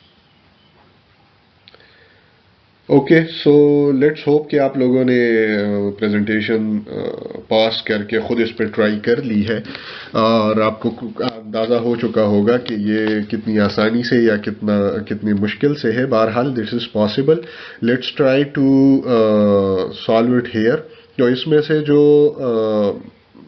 Main जो middle में जो axiom जो फंक्शनल डिपेंडेंसी है, सी डिटर्मिन्स एक्स और एक्स, सॉरी, ठीक है. अगर मैं इसको कंसिडर करूं and by applying augmentation, so I can say that B C, sorry ये राइट नहीं कर रहा properly, B C determines B X, right, B X. Augmentation rule, दोनों साइड पे मैंने ऑगमेंटेशन कर दी. So B C determines B X. अब हमें आगे क्या कर सकते हैं? As B can be determined through A. As A determine B, so मैं बी की जगह ए को रिप्लेस कर सकता हूं ना, क्योंकि B can already be determined by A. So I can say that AC determines BX, ठीक है. And we have the third functional dependency, which say that BX determines Z. So accordingly we can say AC determines Z. I hope आप लोगों को समझ आ गई होगी कि ये मैंने क्या किया. इट्स प्रीटी स्ट्रेट फॉरवर्ड और आप इस तरह के और भी चीज़ों को सॉल्व कर सकते हैं. ठीक है. तो ज़रा इससे रेलेवेंट अब आप लोगों ने चीज़ें देखनी हैं, स्पेशली आप एलमासरी की बुक में स्टडी करें और आप ऑनलाइन भी इन एक्सियम्स की बेस पे कुछ एग्जांपल सॉल्व कर सकते हैं. Although these are not in your own text book, ठीक, बट दीज आर इम्पॉर्टेंट. तो इस वजह से मैंने आपकी इधर लेक्चर में आपको कुछ ना कुछ इसके बारे में समझा दिया है. ये दूसरी एग्जांपल है एग्जैक्टली उसी तरह की. आप देख सकते हैं कि A determines B and C determines D. ये दो रिलेशनशिप हैं, सॉरी फंक्शनल डिपेंडेंसीज हैं. और इसके साथ एक और स्टेटमेंट है कि C is a subset of B. C is a subset of B का मतलब ये है कि all the values of C or all the attributes contained in set C are already a part of set B. So इससे इस information से हमें find करना है कि whether A determines D. ठीक है. हमने ये फंक्शनल डिपेंडेंसीज डिराइव करनी है. ठीक है. So this is pretty straightforward. अगर A डिटर्मिन कर सकता है B को, ठीक है, जो कि गिवन इंफॉर्मेशन है, A determines B, we also see that set C is a subset of B. तो इसका मतलब यह है कि सेट C में जो कुछ भी है वो ऑलरेडी B में मौजूद है. So if A can determine B, it means that A can also determines C. और जब A can determine C, we have the information that C can determine due to transitive dependency, we can say that A determines D. ठीक है। ये तो मैंने इस तरह लिख दिया क्योंकि यहाँ पे लिखना मुश्किल है। जब आपको लेट से अगर इस किस्म का क्वेश्चन आए तो यू हैव टू स्पेसिफाई कि अच्छा due to transitive dependency as A determines B and C determines D, तो हम कह सकते हैं कि in this case A determines C and C determines D, so this is a transitive relation and we can say that A determines D and this is the required information or the required inferences. तो इस तरह से आप मुख्तलिफ किस्म की नई information derive कर सकते हैं। बेसिकली देखो यहाँ पे ये इसको सिंपल सेट्स की बेस पे सॉल्यूशंस मत कंसिडर करें, इसको आप कंसिडर करें from the perspective of relations and their attributes. तो इमेजिन करें कि आपके पास एक बहुत बड़ा टेबल बना है, एक रिलेशन है और उसमें कई सारे एट्रीब्यूट्स हैं, तो आप उसमें मुख्तलिफ चीज़ें फिर इस तरह से टेस्ट कर सकते हैं बहुत आसानी से कि आपके पास सेट्स हैं और आप उनके दरमियान कोई रिलेशंस बनाना चाहते हैं। आप देखना चाहते हैं कि क्या एग्जैक्टली इन रिलेशंस से हम कोई एक्स्ट्रा इंफॉर्मेशन इन्फो कर सकते हैं, डिटर्मिनेशन हो सकती है या नहीं हो सकती। तो बजाय इसके कि आप एक्चुअल एट्रीब्यूट्स को देखते जाएं, आप बेसिकली उनकी इस अलजेब्राइक रिप्रेजेंटेशन से बहुत आसानी से चीज़ें इन्फो कर सकते हैं।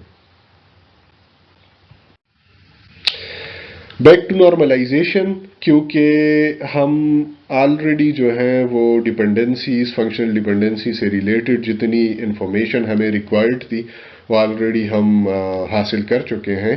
So we'll just jump back to the normalization. First normal form हमने ऑलरेडी देख लिया था कि जब आपके पास मल्टी वैल्यूड एट्रीब्यूट आप निकाल लें किसी भी रिलेशन से तो वो फर्स्ट नॉर्मल फॉर्म में आ जाता है। ठीक है। और हमने देखा कि फर्स्ट नॉर्मल फॉर्म में जो भी टेबल होगा, क्योंकि नॉर्मली जितने भी हम रिलेशंस डिफाइन करेंगे या टेबल्स बनाएंगे those would be in first normal form, तो उनमें बहुत सारी एनॉमलीज हो सकती हैं। इस वजह से we want to now convert it to second normal form. और सेकंड नॉर्मल फॉर्म क्या है?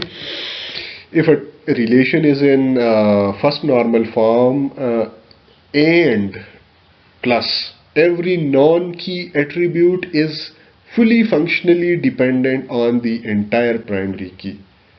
ठीक है। अब आपको इस स्टेटमेंट की समझ, अगर ये मैं फंक्शनल डिपेंडेंसी समझाए बगैर हम इस टॉपिक पे आते जिस तरह आपकी बुक में सिनेरियो है, तो फिर शायद इसको समझने में थोड़ी सी मुश्किल होती। तो आई होप अब ये आपको समझना आसान होगा that every non key attribute is fully functionally dependent on the entire primary की, और इसके अलावा किस चीज़ पे वो डिपेंड ना करे। So every non key attribute must be defined by the entire key, not by only part of the key. तो अगर आपके पास प्राइमरी की सिर्फ एक एट्रीब्यूट है बस, इट इज डायरेक्टली इन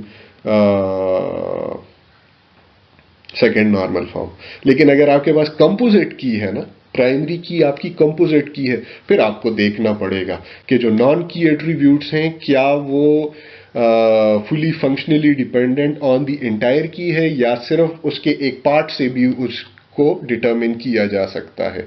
तो अगर पार्ट से डिटरमिन किया जा सकता है, it means there is partial functional dependency and then you have to remove that. ठीक है। हमने सारी पार्शियल फंक्शनल डिपेंडेंसीज को खत्म करना है, तब जाके हमारे पास जो फर्स्ट नॉर्मल फॉर्म का रिलेशन है वो सेकंड नॉर्मल फॉर्म में कन्वर्ट हो जाएगा।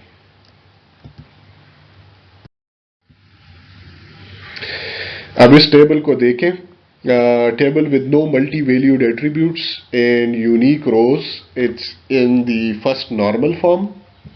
तो यहाँ पे आप देख सकते हैं इसमें although there are no multi-valued attribute, क्योंकि जो multi-valued attribute था यहाँ पे इस रिलेशन में, उसमें चूंकि ये वैल्यूज हमने मल्टी वैल्यूड डालनी थी, लेकिन उसका इफेक्ट ख़त्म करने के लिए हमने क्या किया, ये सारी इंफॉर्मेशन जो है वो हमने रिपीट कर दी, रिडंडेंट वैल्यूज आ गई। ठीक है, तो although it became a valid relation but it is not a well structured relation, we can say that this is in the first normal form. ठीक है, functional dependency diagram for invoices, let's say ये भी एक table है 5.27 या 4.27 आपकी जो नई बुक है उसमें आप देख सकते हैं।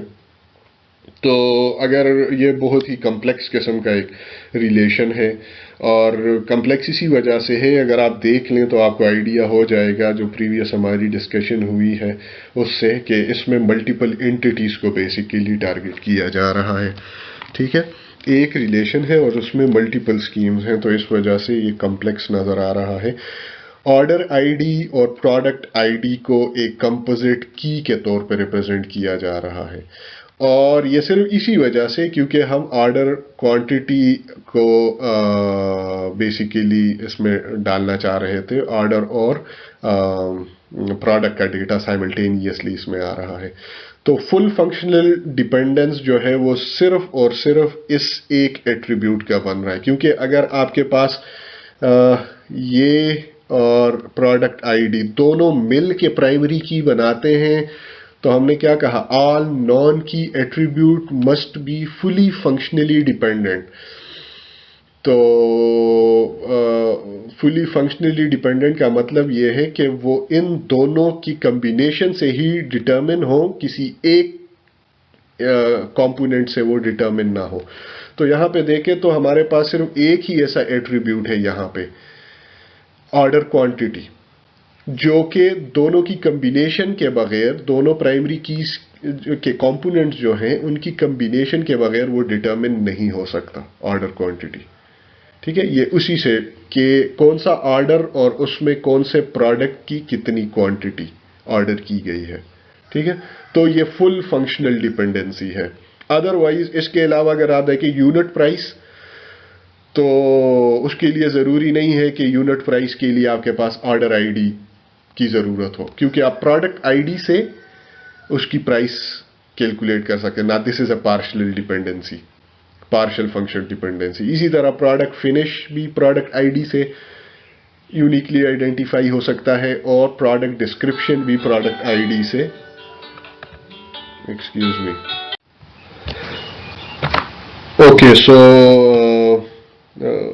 बाकी अगर आप देखें ना तो ये सारे फंक्शनल पार्शियल डिपेंडेंसीज हैं। अब सेकेंड नॉर्मल फॉर्म में इसको तभी हम कन्वर्ट कर सकते हैं जब हम ये तमाम पार्शियल डिपेंडेंसीज हटा दें।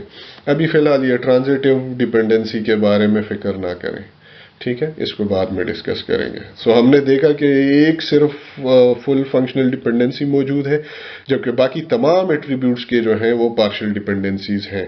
सो ये नीचे भी आपको नज़र आ रही हैं कि ऑर्डर आईडी के साथ क्या एसोसिएशंस बन सकती हैं, डिपेंडेंसीज हैं वगैरह वगैरह। ठीक है, ये सारे पार्शियल डिपेंडेंसीज यहाँ पे डिस्प्लेड हैं। So therefore it is not in the second normal form. In order to convert it to second normal form, we have to, let's say, divide it into multiple tables so that all the non-key attributes are fully functionally dependent on the primary key, whole primary key. So removing partial dependencies, अब ये उसी previous में देखें तो हमारे पास चूंकि वहाँ पे तीन चीज़ें नज़र आ रही थी ना। एक वो एट्रीब्यूट्स थे जो कि सिर्फ ऑर्डर आईडी पे पार्शियल डिपेंडेंसीज उनकी बन रही थी। एक वो नॉन की एट्रीब्यूट्स थे जिनकी प्रोडक्ट आईडी के साथ पार्शियल डिपेंडेंसीज बन रही थी, और एक फिर वो कॉमन था जिसकी फुल फंक्शनल डिपेंडेंसी बन रही थी। तो अगर हम इनको डिवाइड करेंगे तो तीन टेबल्स में इसकी अलग से डिवीजन हुई है, ठीक है। और अब अगर आप देख लें कि जो इंडिविजुअल कंपोनेंट थे कंपोजिट की के, उसकी बेस पे डिवीजन हुई है कि जिन एट्रीब्यूट्स के उनके साथ पार्शियल डिपेंडेंसीज बन रही थी उनका अलग टेबल बन गया। सो ऑर्डर आईडी के लिए सॉरी, प्रोडक्ट आईडी के लिए अलग टेबल बन गया, ऑर्डर आईडी के लिए अलग टेबल बन गया। अब अगर आप देखें यहाँ पे तो ये फुल फंक्शनल डिपेंडेंसी है। प्राइमरी की प्रोडक्ट आईडी के साथ इसकी भी फुल फंक्शनल डिपेंडेंसी बनती है, इसकी भी और इसकी भी, क्योंकि मैंने आपको सिंपल रूल बता दिया था कि अगर आपके पास प्राइमरी की जो है वो सिंगल एट्रीब्यूट है, then all the non-key attributes are directly fully functionally dependent on it, and that's why it is in the second normal form. यहाँ पे इन्होंने 3NF लिखा है, अभी फिलहाल इसको छोड़ दें, ठीक है। इसी तरह से ऑर्डर आईडी जो है उसको भी अगर आप देख लें तो उसमें भी जो इतनी भी partial functional dependency previous slide में नज़र आ रही थी, अब वो सारी की सारी, चूंकि यहाँ पे सिर्फ एक एट्रीब्यूट की प्राइमरी की है तो ये सारे जो हैं अब फुल फंक्शनल डिपेंडेंसीज इनकी होल प्राइमरी की पे है, ठीक है। That's why it is in also in second normal form. और द थर्ड बना है वो कॉमन एट्रीब्यूट के लिए बना था, जहां पे ऑलरेडी हमारी फुल फंक्शनल डिपेंडेंसी। तो ऑर्डर क्वांटिटी ऐसा नॉन की एट्रीब्यूट है जिसकी फुल फंक्शनल डिपेंडेंसी जो है वो इस पूरे कॉम्पोजिट प्राइमरी की के साथ बनती है। So all the three tables are in second normal form, ठीक है। Partial dependencies have been removed, but there are still transitive dependencies. तो third normal form जो है वो basically when you are going to remove transitive dependencies, then it would be in third normal form. So for that, a relation in second normal form plus no transitive dependencies will give you a third normal form. Functional dependencies on non-primary key attributes. ऐसी dependencies आपने find करनी है कि आया ऐसे कोई dependency जो नहीं है तो नहीं है जो कि एक दो नॉन प्राइम की एट्रीब्यूट्स के दरमियान हो, ठीक है। So that would be a transitive dependency. This is called transitive dependency because the primary key is a determinant for another attribute, which in turn is a determinant for a third attribute. ठीक है, जिस तरह हमने कहा था कि if A determines B and B determines C, तो basically अगर हम कंसिडर करें कि A is the primary key, so A determines B, but B can also determine C. तो C itself can be functionally dependent on A, but it is also dependent on B, and that's why this is a transitive dependency. Now we have to remove these. Solution क्या है? Non-key determinant with transitive dependencies go into a new table. Okay, non-key determinant with transitive dependencies go into a new table. Non-key determinant become primary key in the new table and stays as foreign key in the old table. Simple सी बात है। जहां पे non key attribute किसी दूसरी non key attribute के लिए determinant हो, सो आपने क्या करना है, नॉन की एट्रीब्यूट को उस डिटर्मिनेंट को उठा के एक और टेबल बना देना है, और वो दोनों जो इस रिलेशन में है, सॉरी इस फंक्शनल डिपेंडेंसी में जो दोनों एट्रीब्यूट या सेट्स ऑफ एट्रीब्यूट्स इन्वॉल्व हैं उनके लिए अलग टेबल बन जाएगा, और उसकी प्राइमरी की वही नॉन की डिटर्मिनेंट हो जाएगा जो कि एज ए फॉरेन की आपके ओरिजिनल रिलेशन का हिस्सा बन जाएगा। तो आई होप यहाँ पे एग्जाम्पल उसकी है, ठीक है। वहाँ पे जहाँ पे अगर आप देखें कस्टमर आईडी में हमारे पास, सॉरी ऑर्डर आईडी में हमारे पास एक ट्रांजिटिव डिपेंडेंसी थी, तो उसको रिमूव करके क्या किया गया है, कस्टमर आईडी उसके साथ कस्टमर नेम और कस्टमर एड्रेस का अलग से टेबल बना दिया गया है। ऑर्डर आईडी, ऑर्डर डेट और साथ में customer ID as a foreign key वहां पे चली गई है। तो now both these tables are in third normal form, ठीक है। I hope it is clear, क्योंकि अगर आप इनको कंबाइन करके अगर इसको देखें ना तो ये टेबल क्या बनेगा, ये वही सेकंड नॉर्मल फॉर्म वाला टेबल बन जाएगा कि कस्टमर आईडी ठीक है। कस्टमर नेम, सॉरी यहाँ पे ये राइटिंग मुश्किल है, एड्रेस है उसका, साथ में क्या चीज है इसमें, customer order ID, sorry order ID, order date, ठीक है, ये इंफॉर्मेशन थी। तो बेसिकली वहां पे ये प्राइमरी की थी जो ऑर्डर आईडी थी। Order ID was the primary की इन दैट टेबल, जो कि 2NF सेकेंड नॉर्मल फॉर्म में था। ठीक है, it can not right 2NF, ये सेकेंड नॉर्मल फॉर्म में था। लेकिन अगर देखा जाए तो इनमें कुछ चीज कॉमन बन रही थी, और वो कॉमन क्या बन रही थी कि customer ID can also determine customer name and customer address. ठीक है, यहां पे इनके दरमियान आपको इससे पता चल सकता है, ऑर्डर आईडी से आपको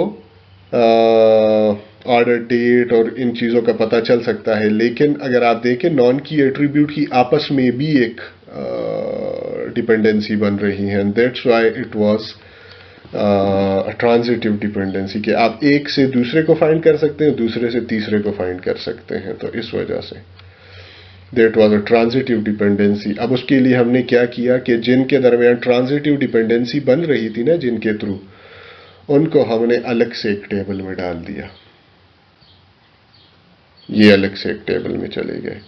और जो उसकी डिटर्मिनेंट था, जो कस्टमर आईडी, उसके नाम से हमने ये टेबल बना दिया। ठीक है, और यही डिटर्मिनेंट हमने ऑर्डर आईडी में एज ए प्राइमरी की डाल दिया। So all these table now are in third normal form, transitive dependencies are removed. तो जिस तरह हमने नॉर्मलाइजेशन के थ्रू मुख्तलिफ नॉर्मल फॉर्म्स हासिल करने के लिए हमने क्या किया, हमने बेसिकली बड़े टेबल्स को, कम्प्लेक्स रिलेशंस को डिवाइड किया। इसी तरह से बाद सिनेरियोज में आपको मुख्तलिफ टेबल्स को मर्ज भी करना पड़ सकता है। तो for example view integration, combining entities from multiple entity relation model into a common relation। ठीक है, आप सेल्स का डेटा और सेल्स पर्सन का डेटा एक साथ देखना चाहते हैं, then you will have to merge those relations. Issues to watch out for when merging entities from different entity relation models. Synonyms का ख्याल रखना है, two or more attribute with same names but same meaning, sorry with different names but same meaning. Student ID and matriculation number, इन चीज़ों का आपने ख्याल रखना है, क्योंकि then they can create problems. Homonyms, attributes with the same name but different meaning. तो account number जो है वो आपके बैंक अकाउंट को भी रिप्रेजेंट कर सकता है, और अकाउंट नंबर आपके लेट से सोशल मीडिया अकाउंट को भी रिप्रेजेंट कर सकता है। तो इस चीज़ का आपने ख्याल रखना है। Transitive dependencies, even if relations are in third normal form prior to merging, they may not be after merging. ठीक है, सो हो सकता है कि जब आप दो टेबल्स को मर्ज करेंगे तो उनमें ट्रांजिटिव डिपेंडेंसीज आ जाएं। स्टूडेंट आईडी मेजर और स्टूडेंट आईडी एडवाइजर, तो इसके दरमियान एक ट्रांजिटिव रिलेशंस बन सकता है अगर आप इनको मर्ज कर दें, आईडी मेजर और आईडी एडवाइजर्स के बेस पे। Super type sub type relationships का आपने ख्याल रखना है, they may be hidden prior to merging. ठीक है, पेशेंट 1 और पेशेंट 2 के दरमियान जिस तरह से है, तो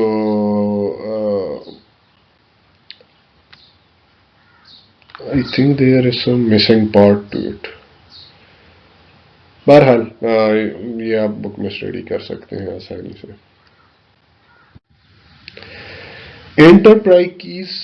Enterprise keys, primary keys that are unique in the whole database, not just within a single relation. ठीक है, these corresponds with the concept of an object ID in object oriented system।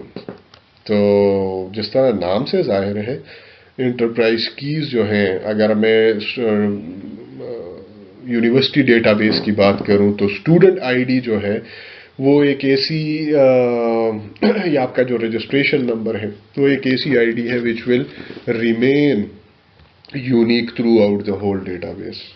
ठीक है, so it's not just about a single thing. Enterprise key उसी को कहते हैं।